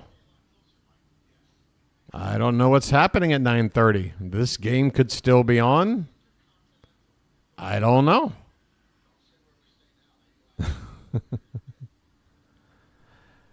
3-2 on Soto. 1 out, nobody on. Top of the sixth.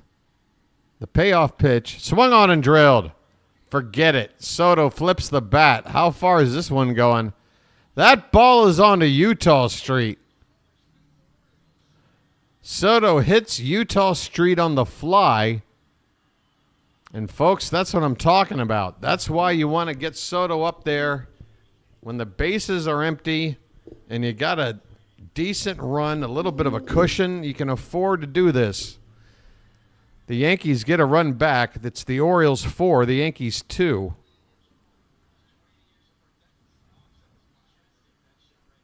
Second home run given up tonight by Kramer. Make it 8 on the season.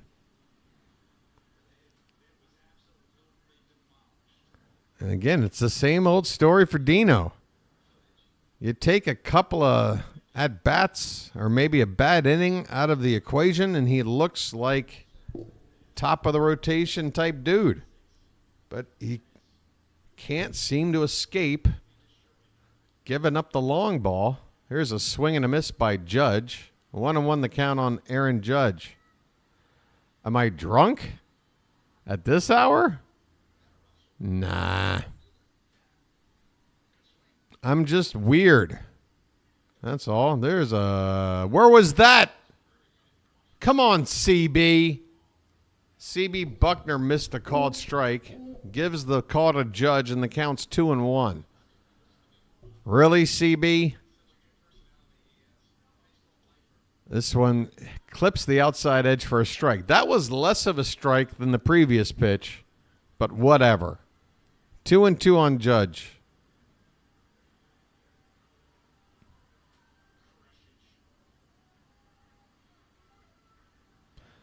David, I said please with the food, and you're going to throw out a question like toppings on a pizza. You're killing me. You're killing me, Smalls. The 2-2 to Judge. Swung on and fouled back.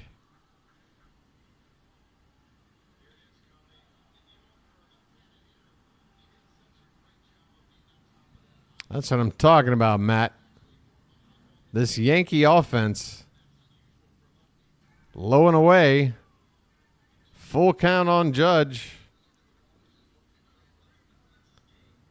Kramer now creeping up on 80 pitches. And that one's low for... Wait, there's a check swing. Okay, he didn't go. Blow for ball 4.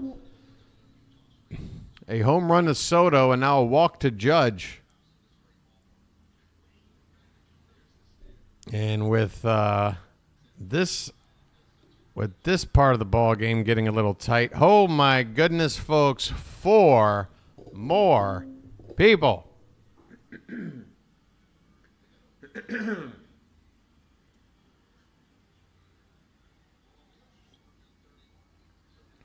I really am going to blow up my vocal cords before this season's over, aren't I? I'm in over my head.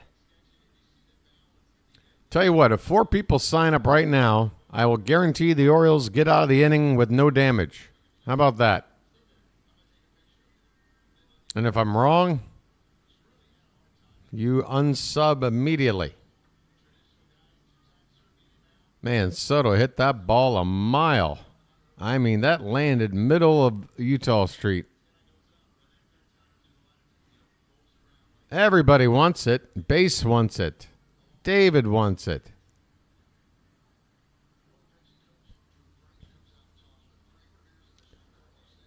All right, well, Drew French had a little chat there with Kramer, and now we're back underway. Stanton at the plate. First pitch is a called strike. Stanton is 0 for 1 with a walk. Wow, my voice. Wow. Come on. Okay, there we go. Stay nice and clear, Steve. This is hit on the ground. Shortstop to second for 1, and with Stanton running, you can forget about it. It's a tailor-made double play.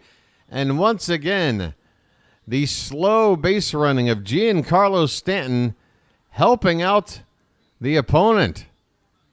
A double play to get us out of the inning, and that somehow caused a subscriber to unsub. Didn't I just say I'd get you out of the inning, and I got you a double play, and you unsub? All right. I see how you are.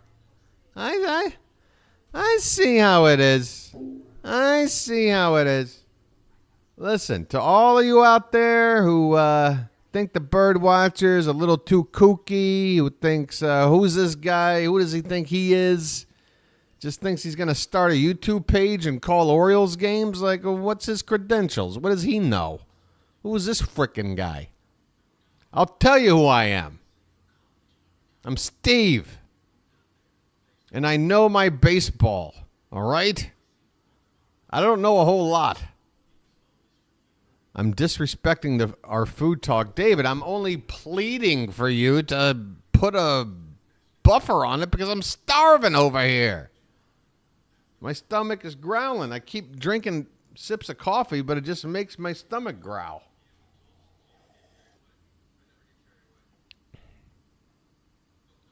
Janet wants magic.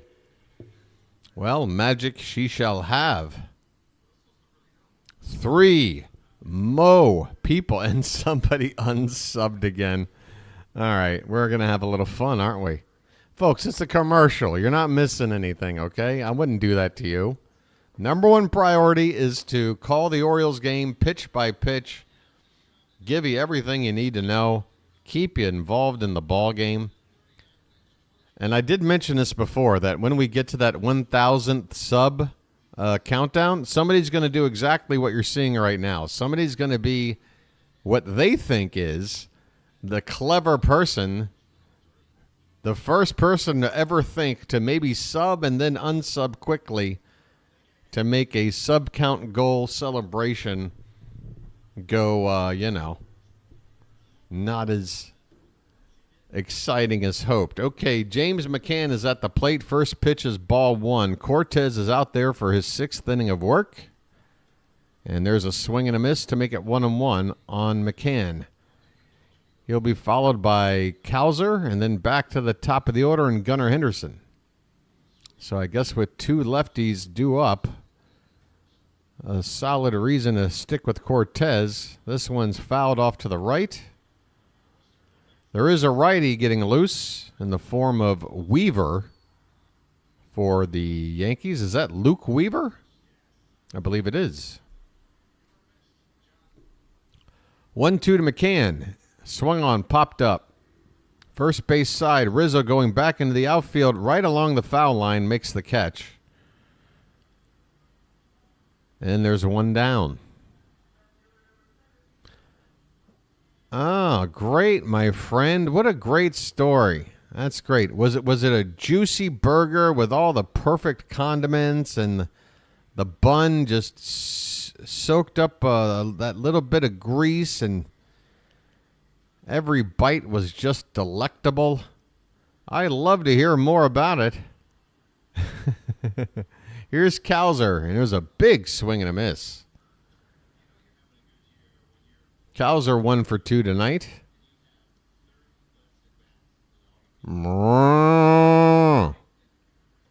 Another swing and a miss. 0-2.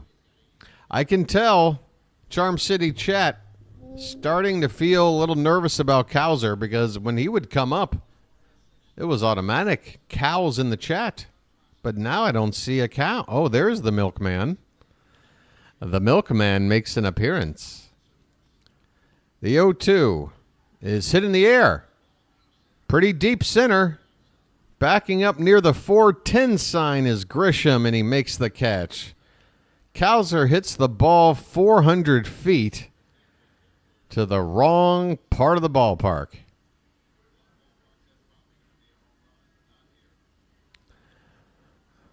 Smash burgers.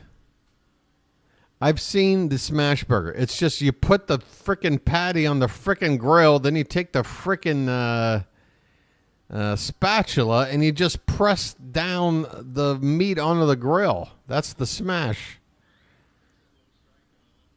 It seems like the least innovative form of cooking I've ever heard. Gunnar Henderson at the plate, 0-1 the count.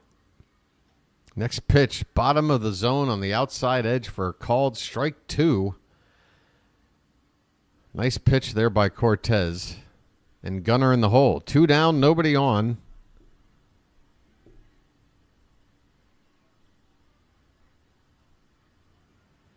Protein bars. Yeah, I just need one of those like dispensers. Like I want to just install a dispenser on the wall here. Or I can just, at the bottom, just take out a little nature bar or something to get me through every game. The 1-2 pitch. Swung on and missed. That slider falling low and away from Gunnar. No chance to make contact. Down he goes. Down go the Orioles at the end of 6. It's the Orioles 4, the Yankees 2. It's time for the late innings. Nervous time.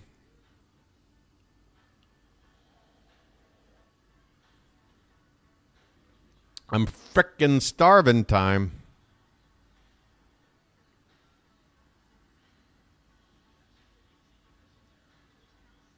I wonder if this, maybe a boy has something here that could be of use. I'll be right back. Don't you go anywhere.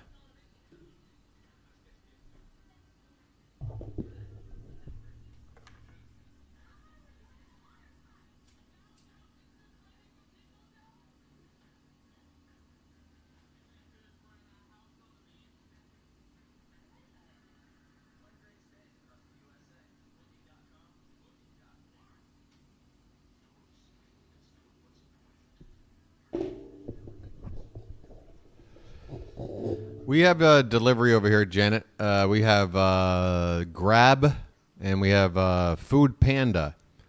And I use it all the time. Usually my dinner is, you know, if I don't get something right here in the neighborhood, I order something from there. Problem is I live on the 5th floor of an apartment building without an elevator. So if I go to pick something up, I'm gone for like 5 to 10 minutes. I don't have the time to do that. Not in the middle of the ball game. Maybe in a rain delay. And remember, folks, you can't ship food internationally. It will not be accepted when it reaches the border.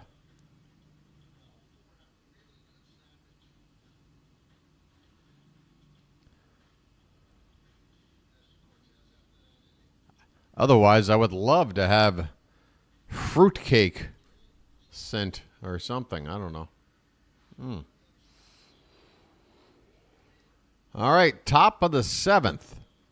Anthony Rizzo will lead it off for the Yankees, and Dean Kramer is out there to begin the 7th.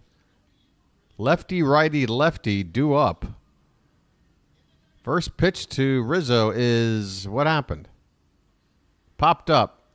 Left field. Cowser has it. 1 pitch, 1 out. All right, Dino.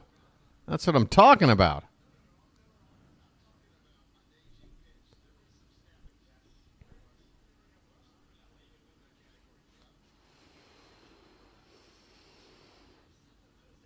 Your boy's enjoying the only snack he has, a little bit of the devil's lettuce.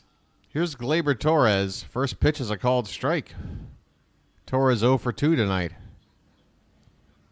Magic Mike and fruitcake? I know. Like, I keep giving. I'm the guy that keeps giving. This one is off the plate outside, and it's 1-1 on Torres. Remember, folks, the Orioles are the reason you're here, not me. You're here for the Orioles to win, not for some middle-aged schlub to get up and do a dumb dance. Base had a similar snack. The only problem is it makes you want more snacks. Okay, this one's low and away. 2 balls and 2 strikes on Torres. 1 out, top of the 7th. Kramer's about to throw his 87th pitch of the ball game.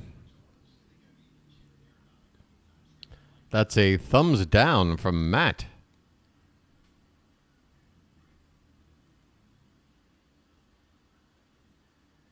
The pitch. Called! Strike 3. A beautiful sinker there by Kramer.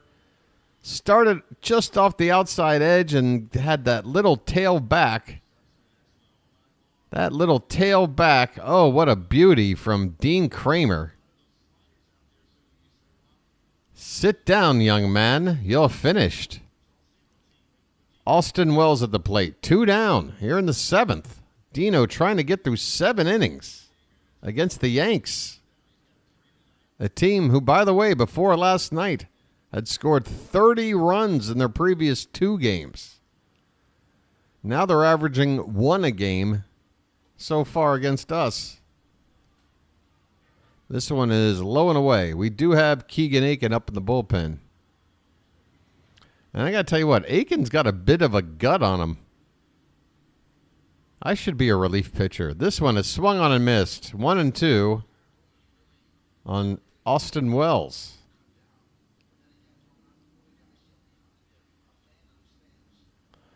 I have 420 power to all fields. There's a base hit to left field. Wells goes opposite field. Westberg was playing far off the bag. Boy, we need to start rethinking putting a big shift on Wells. That's the second time he's gone the other way and beat the shift. He did it last night with a double in the left center field, and now he does it on the ground here. So a 2-out base knock by Wells. Here's Cabrera. First pitch is a strike. Kramer still out there. I got a feeling this is going to be his last batter one way or the other. Either you get this last out or we got to go to the pen. This one's hit right back to Kramer. Flip it to Mountie. Inning over. The Orioles need 6 more outs to go up 2-0 in the series. We go to the bottom of the 7th. You know what that means, folks. It's 7th inning stretch time. Time to get those cakes on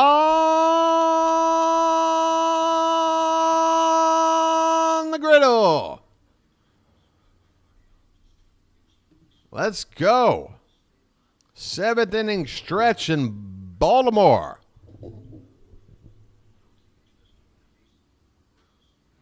Booty smacker showing up just in time. Yes, let's give it up for Dino, huh? He made 2 solo home runs. We know.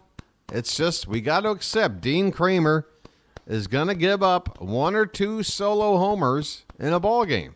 If we keep him solo, we can work around that.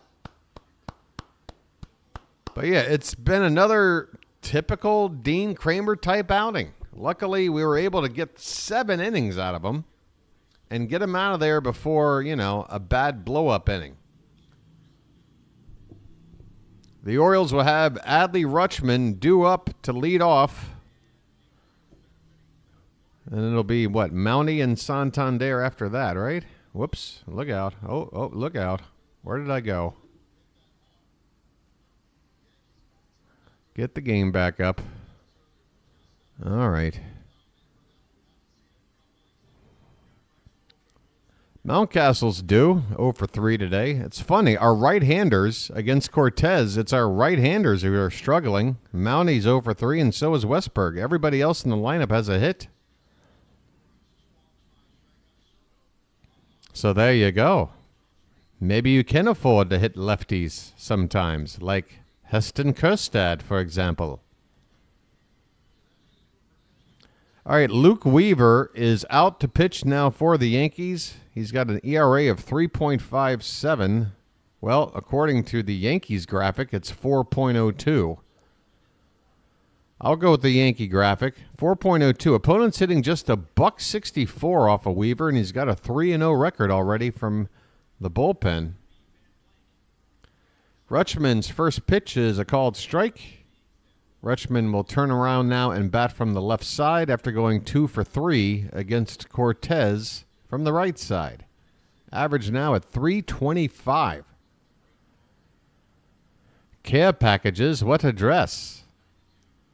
Well, let me do one thing first, folks. You need to have the Discord. You need to come into my Discord here. Here's the link and invite. A 1-1 count on Rutschman.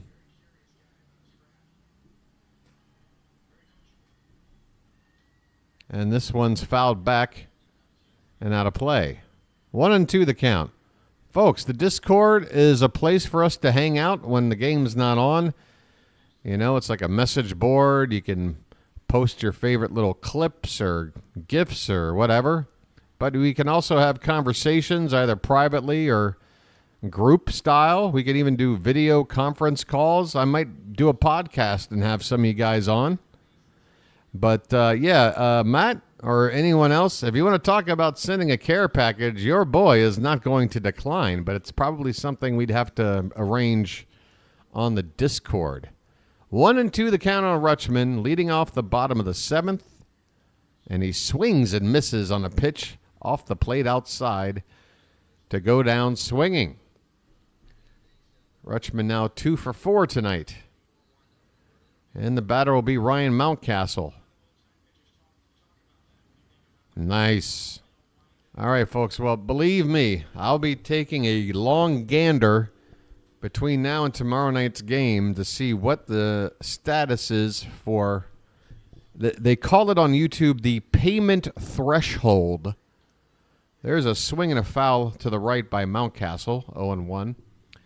Yeah, so basically AdSense, which is sort of the financial collector for YouTube by way of Google, they tell you you got to pass a certain threshold of money in order to then be able to get it. Swing and a miss from Mountcastle, 0-2. And apparently that threshold, unless I'm reading it wrong, is like $100, which I don't know how long that's going to take. It could take a week. It could take a month. Honestly, I'm not that worried. I just wish I knew for a fact that once I get there that then I can link up the bank account without a problem. This ball's hitting the right center pretty deep, going back and making the catch on the track is Trent Grisham. Boy, Mountcastle 0 for 4 tonight, but he's gone to the track a couple of times.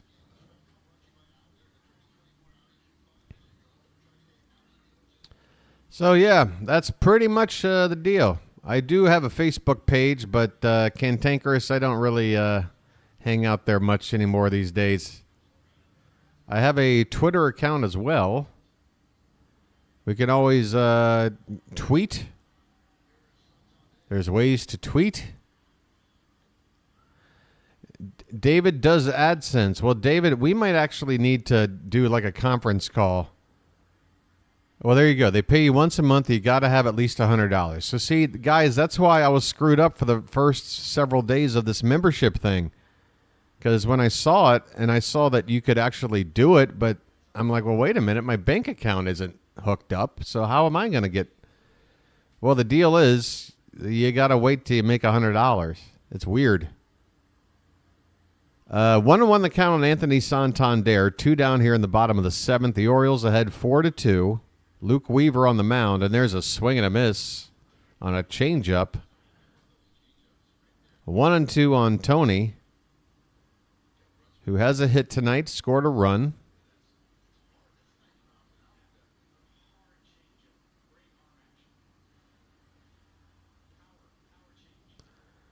Weaver's next pitch. Swing and a miss. Boy, he chased that one off the plate. Tony goes down swinging. And you know what, folks? There's a righty due up tomorrow. Who is it? Louis Heel for the Yankees. I'm going to go ahead and call it. I want to see Santander get a day off. You put Kjerstad in right field, or you can DH him and put O'Hearn back out in right field. One way or the other. Let's go ahead and give Tony a day off. I mean, he needs it, and even more so, Kjerstad needs to get some action. So let's do it. We got a righty on the mound tomorrow. Let's sit Santander. We'll still have all kinds of lefties in the lineup. The lineup will still be strong. Let's do it. So, yeah, David is explaining what I wish I had known from the start, which is, yeah, I told you guys, don't sign up yet. Don't sign up yet. I don't know what's going on. Well, what's going on is you guys do need to sign up. I even told you, no, go over to my other donation page. I should have not said that. Now I'm wanting anything coming my way to go here so I can unlock this threshold. Closer probably going to be Kimbrel. I don't know if he's still officially day-to-day or not, though. Yeah, they still have him listed as day-to-day, David. He might not be available. Not that the Orioles can afford to carry a bullpen arm that can't pitch. I mean, everybody feels stretched right now. The guy who's due to pitch, honestly, the guy who's due is Yohan Ramirez. Yohan Ramirez hasn't pitched in like 4 days. Even though I'm not really a fan of bringing him into a 2-run ball game against the Yankees late, that's who's due. But we'll see. We're going to the top of the... or what are we doing? We've already got one. Oh, Keegan Aiken is coming out now. That's right. Aiken was already getting loose. And it appears he's already gotten the first out, unfortunately. Again, the scoreboard is ahead of me a lot more than I would like tonight. So there's a first pitch strike to Juan Soto. So there's why you got Aiken out there. You got Soto and Rizzo, 2 of the next 3 hitters, with Judge in between. And that pitch is just off the outside edge. 1-1 on... Excuse me, that's not Soto. I apologize. Looks like him. I got to be honest, from a distance. It's Trent Grisham. He fouls this one back, and it's 1-2. My apologies. Trent Grisham at the plate. So that means it'll be Grisham, Volpe, and then Soto. So still 2 out of 3 lefties. Hence Aiken on the mound. This probably would have been a spot for Coulomb, but he closed out the game last night. The 1-2 is a little low. McCann tried to frame it, and that's the... By the way, that pitch is the same pitch in terms of low, but in the, on the plate, but low, as the Gunnar Henderson strikeout. There it is, called strike 3. Aiken goes right back to the bottom of the zone. Grisham has a look, and Buckner rings him up. 1 away here in the 8th. The Orioles need 5 more outs. Anthony Volpe, 0 for 3. First pitch swinging is a base hit right up the middle. Volpe aboard. And now here comes the meat of the order. Soto and Judge to follow. And folks, again, I know you've been listening to me tonight. We're gonna have to hang out over here for a minute to get through this. Not to mention that road to 600 is so close. First pitch to Soto is low.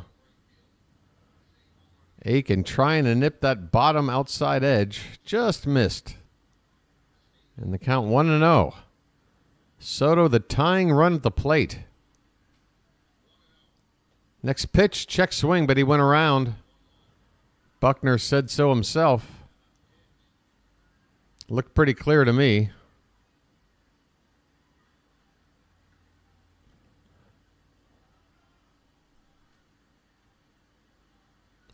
Here it is, and that one's outside. 2 balls and 1 strike. Juan Soto. And I just lost a sub. Folks, again, if it bothers you, I understand. I'm going to lose some people because of doing it the way I do. This one's popped up. Left center, Cowser coming in and makes the catch. And that's why I do it, folks. A big out. Juan Soto retired by Keegan Aiken, 2 down. And here comes Hyde. You knew he'd be running out with Judge due up next. It's going to be Jacob Webb time in the top of the 8th. Again, what's going on with Yohan Ramirez? I say it a second time. Not my choice to come in this situation, but something's up. They're not giving him any chances here the last 4 games or so. So we have a break in the action, folks. Just a reminder, the Orioles BirdWatcher channel is brought to you by the Orioles BirdWatcher channel. Why? I have no sponsors. There are no ads.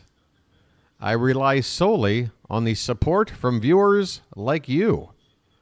So all I want to do is advertise the channel itself and get more people signed up and maybe get a few of you even maybe tell a buddy.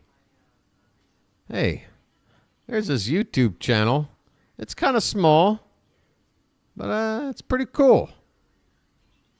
This guy does a pretty good job calling Oriole games. Maybe check him out. Sound like a good deal? Hey, Katron. How you doing? You say 2 more? Well, now we're back to 2 more.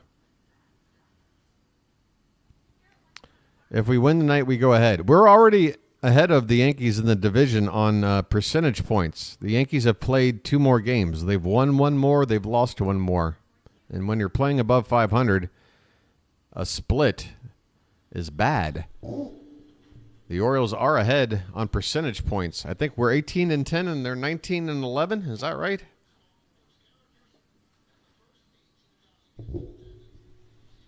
We have 1 less loss. And hopefully after tonight, it'll be 2 less losses. All right, Jacob Webb is ready to go to face Aaron Judge. Webb has a 2.25 ERA in 14 appearances. He is the tying run as Judge at the plate with a runner on first. First pitch is outside for ball 1. Aaron Judge 0 for 2 tonight. He walked back in the 6th. And the 1-0 is way off the plate. 2-0. Man, Webb is potentially afraid to pitch to Judge. But, I mean, Webb, this is the guy you're here for. You got a lefty Rizzo on deck. And with 2 outs, if you don't get Judge here, you have to face Rizzo. So what would you rather do? The 2-0 pitch. Swing and a miss. There's a good changeup. Perfectly placed. Rizzo flailing, Judge way out in front. Count 2-1 now. The next pitch from Webb is outside, 3-1. Oh, I'm sorry. That's right, folks. I take it back. That's right. Because a lefty started tonight, Rizzo is not the cleanup hitter behind Judge. It's Stanton. So there you go. A strike 2. Swing and a miss from Judge. So, okay, that's good news. Even if we can't get Judge out, as long as we keep him in the park, we do have Stanton on deck. The payoff pitch. Swung on and missed. Judge with a weak swing on a pitch low and outside. The Judge was fooled. The Judge. Sorry, but in our yard, we rule. We go to the bottom of the eighth. The Orioles still ahead 4-2. How about that? 3 more outs to get. 600 subs at the same time. But yeah, remember, David, I have to keep reminding everybody that there's always people. There's always that person that likes to be the one to play the fun. Let me sub, then let me unsub, then let me sub, and then let me unsub because it's fun. I'm like manipulating this guy's entire channel. See, now it's back to 600. But folks, I'm not celebrating until we get to like 602. We get to 602 and then I'll believe it. Because right now there's at least 20 out there having a bit of fun. And I don't blame you. If I were still 13 years old, I'd be doing the same thing you're doing right now. It's hilarious when you're 13. Boy, I hope you're, that age and not a grown person. But yeah, we're going to be sitting here watching this number go back and forth, which is why more than a couple more of you need to step up. Some real bird watches. Some true bird watches. None of these pranksters. Yeah, folks, don't bother celebrating 600 yet. I can't until we get to maybe 602. Because, again, I've seen this too many times. Yeah, there it is, 600. Yay! Yay! Maybe if it goes to 601, I might start to get excited. All right, bottom of the eighth. Westburg at the plate. First pitch is laced in the left field for a base hit as the sub count goes right back down. I told you, folks. Hey, person doing this, just so you know, I already predicted that you would do it before you did it. So if you think you're clever, then why did I already figure it out? Again, have your fun. The BirdWatcher channel is growing no matter what you do. Westburg is on at first base with nobody out for Jorge Mateo. Folks, is it fun to hit a sub goal? Yeah, it's fun. Do I live and die by it? Am I going to sit here and boo-hoo? No. Because if I ain't getting there today, I'm getting there tomorrow. I don't care. Your boy has a mission. Okay, 1 on. Nobody out for Mateo. 1 for 3 today. Weaver out there for his second inning of work. And now Aaron Judge apparently, Aaron Boone is going to challenge that last play.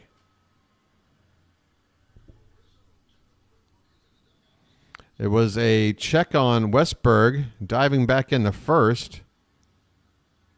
And with that angle, you're not going to be able to get a definitive call.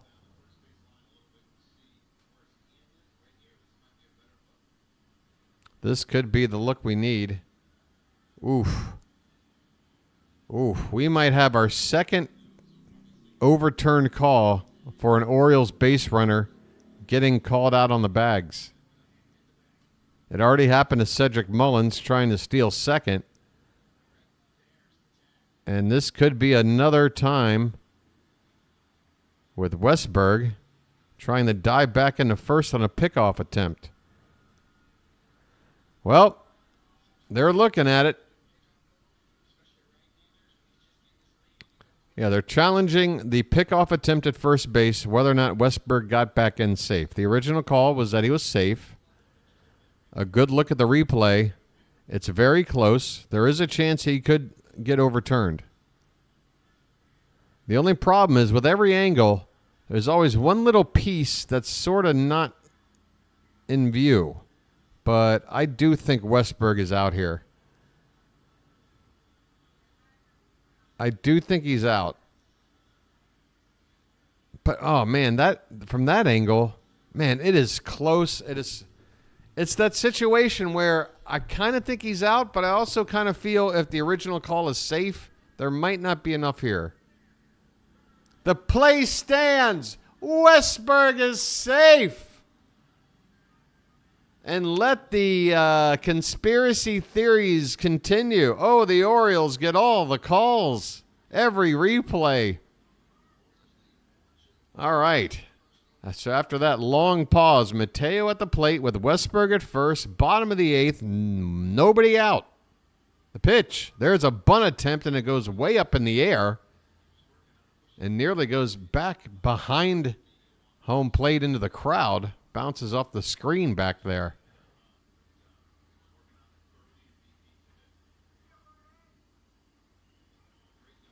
All right, so it still says bottom of the eighth, nobody out here. I'm taking it back over here now.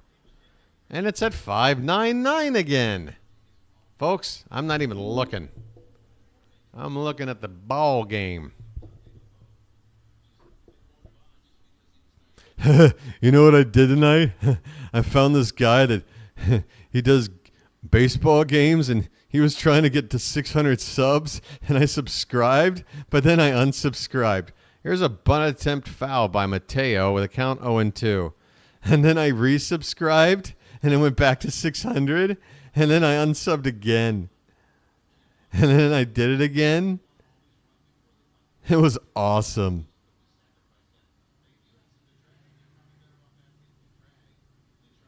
Oh, and 2 the count on Mateo. 1 out, runner at first. Nobody out, runner at first. And this one's fouled back. Well, I say that. It might stay in play, and it's off the screen. Out of reach of Anthony Rizzo.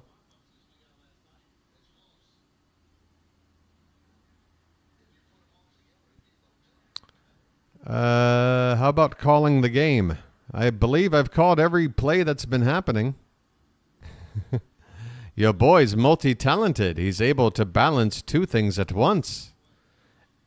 It's 4-2 Orioles, bottom of the eighth, runner at first, nobody out, and an 0-2 count to Jorge Mateo, and the pitch from Luke Weaver. How's that for an update? Outside, ball 1.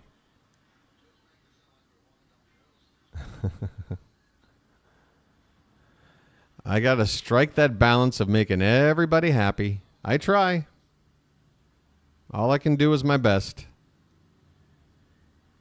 Here goes the 1-2 pitch. That's high, and Mateo chased it.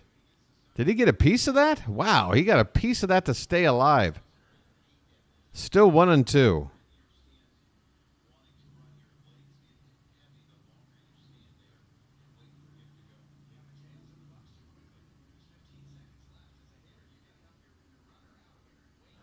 No Harry right now yet, Chris.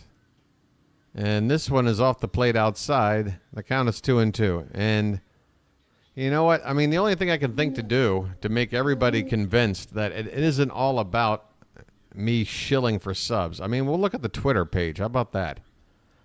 I just can't look at the scoreboard. I don't want anything to be spoiled. And apparently I can't look at the sub count because some people think that that's all I care about. Swing and a miss. Mateo goes down swinging. 1 down here in the bottom of the eighth. So we'll look at Twitter. I don't mind. I don't mind. Whatever you guys want. Let's take it to the top. There you go. There's some highlights to look at. There's that ball that got away over at third base, allowing Santander to score earlier. Hitting Santander in the back. All right. We've got Cedric Mullins at the plate, and they just played the bugle rally horn. But the pitch is on its way. I got to wait a sec. Here it comes. It's popped up. Should be playable in shallow left center. Whoa! Aaron Judge knocks into Anthony Volpe. And, of course, with Judge's size, that was pretty scary. Volpe able to make the catch and hang on to the baseball. Judge was right there.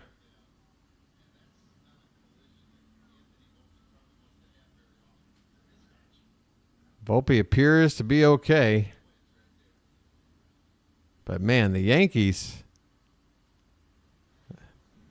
2 games so far in this series, a lot of seemingly lack of communication out there. Yeah, Volpe was ready to get barrel charged by Judge. Okay. What's going on? Is somebody not having fun? Who's not having fun? Is Patrick not having fun? Oh, Patrick thinks I look at the sub count too much. Again, Patrick, it's not on the screen now.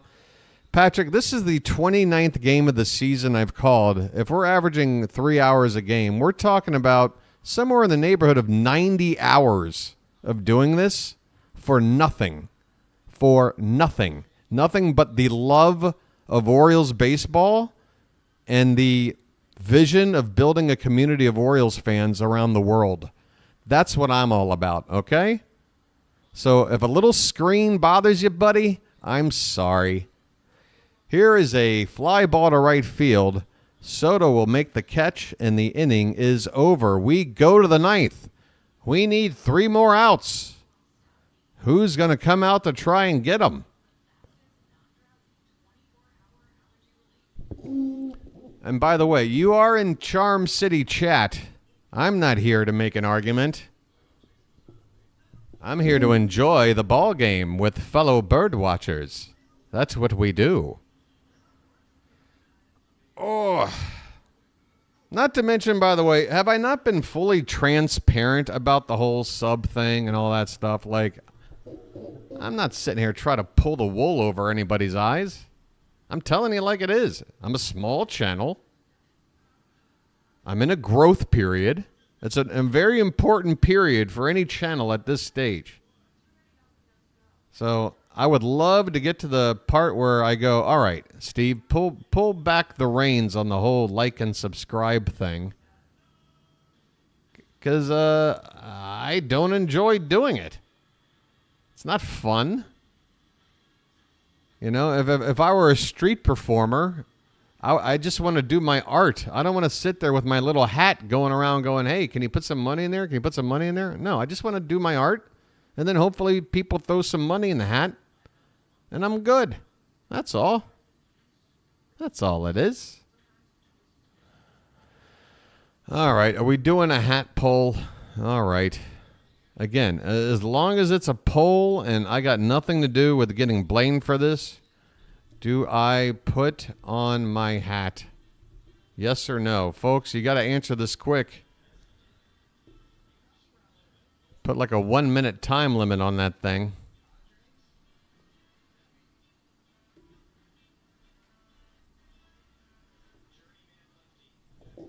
That's right. We're going to keep things charming in the Charm City chat. No one is twisting your limp wrist. Well, you know what this limp wrist is capable of doing?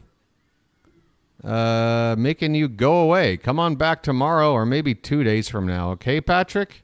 Like, what do you want, dude? I'm a nice guy. You're being kind of a jerk. And now you're out of the ball game, okay? So you have the honor, Patrick, of being the first person to be kicked out by the BirdWatcher. So there you go. Top of the ninth. Giancarlo Stanton. Jacob Webb out on the mound. First pitch is a strike. Here we go. Next pitch is popped up behind the plate foul, and it's 0-2. I think people like Patrick don't quite understand what the BirdWatcher's all about, but that's okay. The more the channel grows, the more impossible it is to please everybody. The 0-2 pitch, a swing and a miss. Stanton chased a pitch about 3 feet off the plate. My goodness, a sweeper. I don't even know how McCann was able to catch that ball. I don't know if I've ever seen anyone swing at a pitch farther off the plate than Stanton did right there. My goodness. Yeah, see, everybody's sorry for Patrick. See, Patrick, now everybody's sad. And there's a called strike to Anthony Rizzo. So, Patrick, I'm assuming you're going to go ahead and unsub, which, I care a lot about that. Whatever. The 0-1 pitch. Swing and a miss. 0-2 on Rizzo. Come on, Webby. You're looking good so far. Oh, you guys want the hat on? Are you sure you want the hat on? Are you sure? God, we got an 0-2 count right now. Swing and a miss, strike 3. Are you sure you want the hat on? Jacob Webb has just struck out the first 2 batters and made them both look silly in the process. We've got 2 out in the 9th. Are you sure you want me to put the hat on?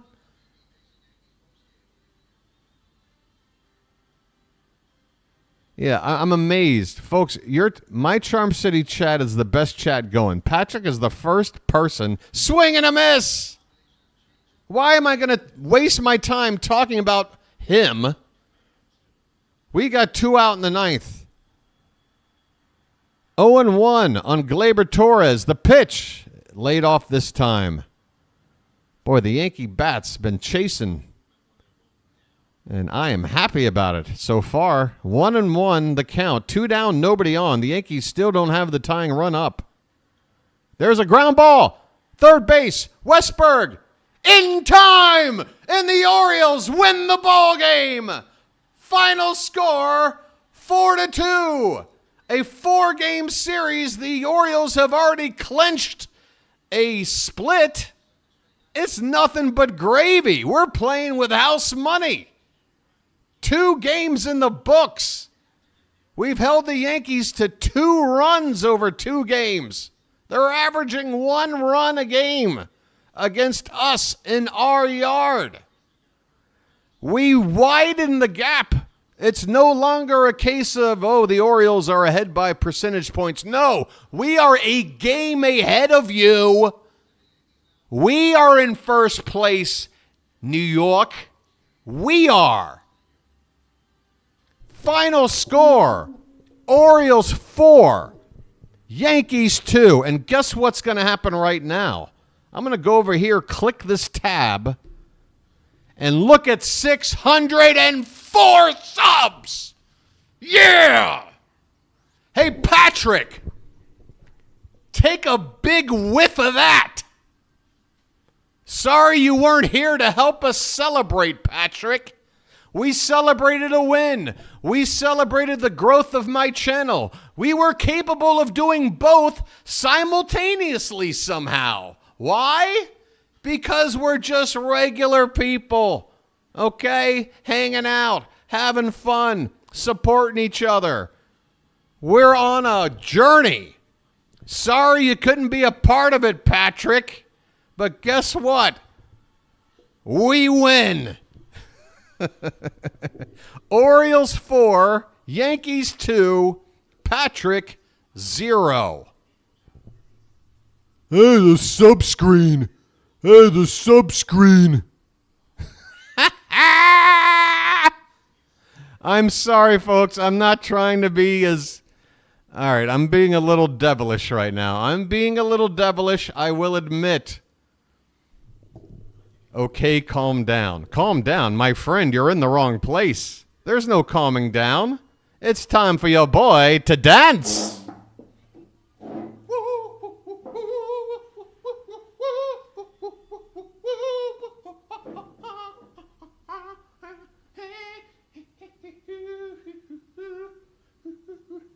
That's all I got. That's all I can do. First of all, I can't frame the camera. All you're going to see is my midsection. My shorts are falling off. I don't want to have a controversy. I don't want to pull a Jeffrey Toobin. But there's a bit of a dance. All right? I did a little dance. We made a little love. And we got down tonight. The Orioles beat the Yankees. Let's take a look at the box score, shall we? Dean Kramer with the win. evens up his record to 2-2, 7 strong innings, giving up a couple of runs, both of them on solo homers. He did walk 4 batters, but only gave up the 4 hits.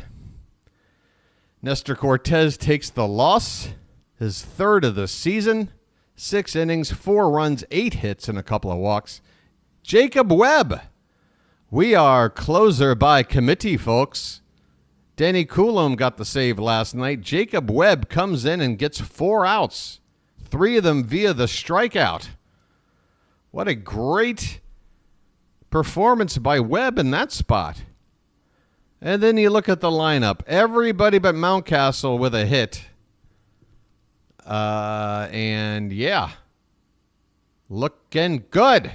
Keegan Aiken, 2/3 of an inning. He did give up a hit, but he bridged the gap between Kramer and Webb. And the Orioles, folks, get your bets in. We're currently favored to win this game 100%. All right. Wow, what a great ball game, guys. Your boy.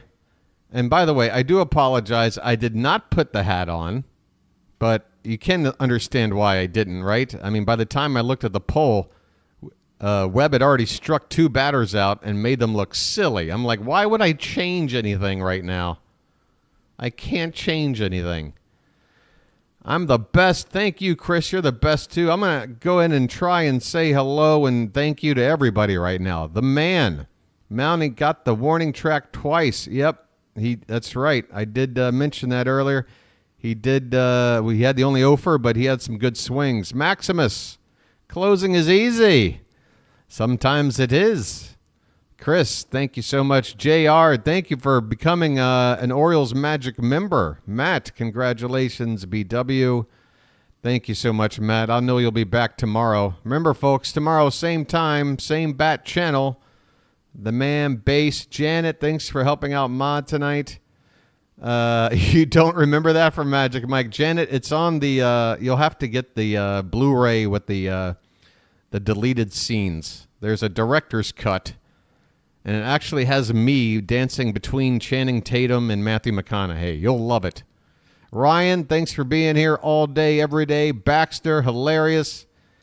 Carrie, oh, do you want me to do the Orioles? We'll do it tomorrow, Carrie. I tell you what, I will go full Wild Bill Hagee if we can sweep the Yankees. David in France, a pleasure as always. Keep it going. Thank you so much. I mean, so many people here, guys. I don't think I'm going to be able to say hi to everybody. Narniac. I mean, it gets to a point where people are just like, enough already. Booty Smacker. Basically everybody chiming in except Patrick. Where did he go? Sam Alimo. Sam, good to see you. I don't think I've ever seen you before, but there you are. Kathy, I'd love to see some new people, some new names. All right, folks, I'm gonna just stop right there because that's gonna be about as good as it gets. Tomorrow, folks, same pitch time, 6:35. First pitch. Your boy will be on the air. 7:35 for you guys on the East Coast of the United States. 7:35 first pitch. I will be on the air at 7:25 with my little warm-up, and we will be underway. Also, by the way, thanks for the super chats. I can see they actually list a little cash amount there, right there live. That is something. So, yeah, once again, we're going to pass that threshold. Things are happening, folks. It's been a great night for your boy, the BirdWatcher, but he needs some food. He needs some sustenance before he just falls over on his face. Thanks so much, guys. Have a good rest of your Tuesday night. Come on back Wednesday night. Game 3. It's, who's on the mound there? Who's on the mound there? Why have I forgotten already? It's Louis Heel for the Yankees, and we have, is it Corbin? Is it Corbin Burns' turn? I believe it is. It has to be because then Game 4 is that unknown. We've got Corbin Burns. I don't even have to look. Folks, we've won the first 2 games against the Yankees, and we've got Corbin Burns tomorrow night. Come on back. This has been your boy, the BirdWatcher, and I'll chirp at you later. Take care, everybody.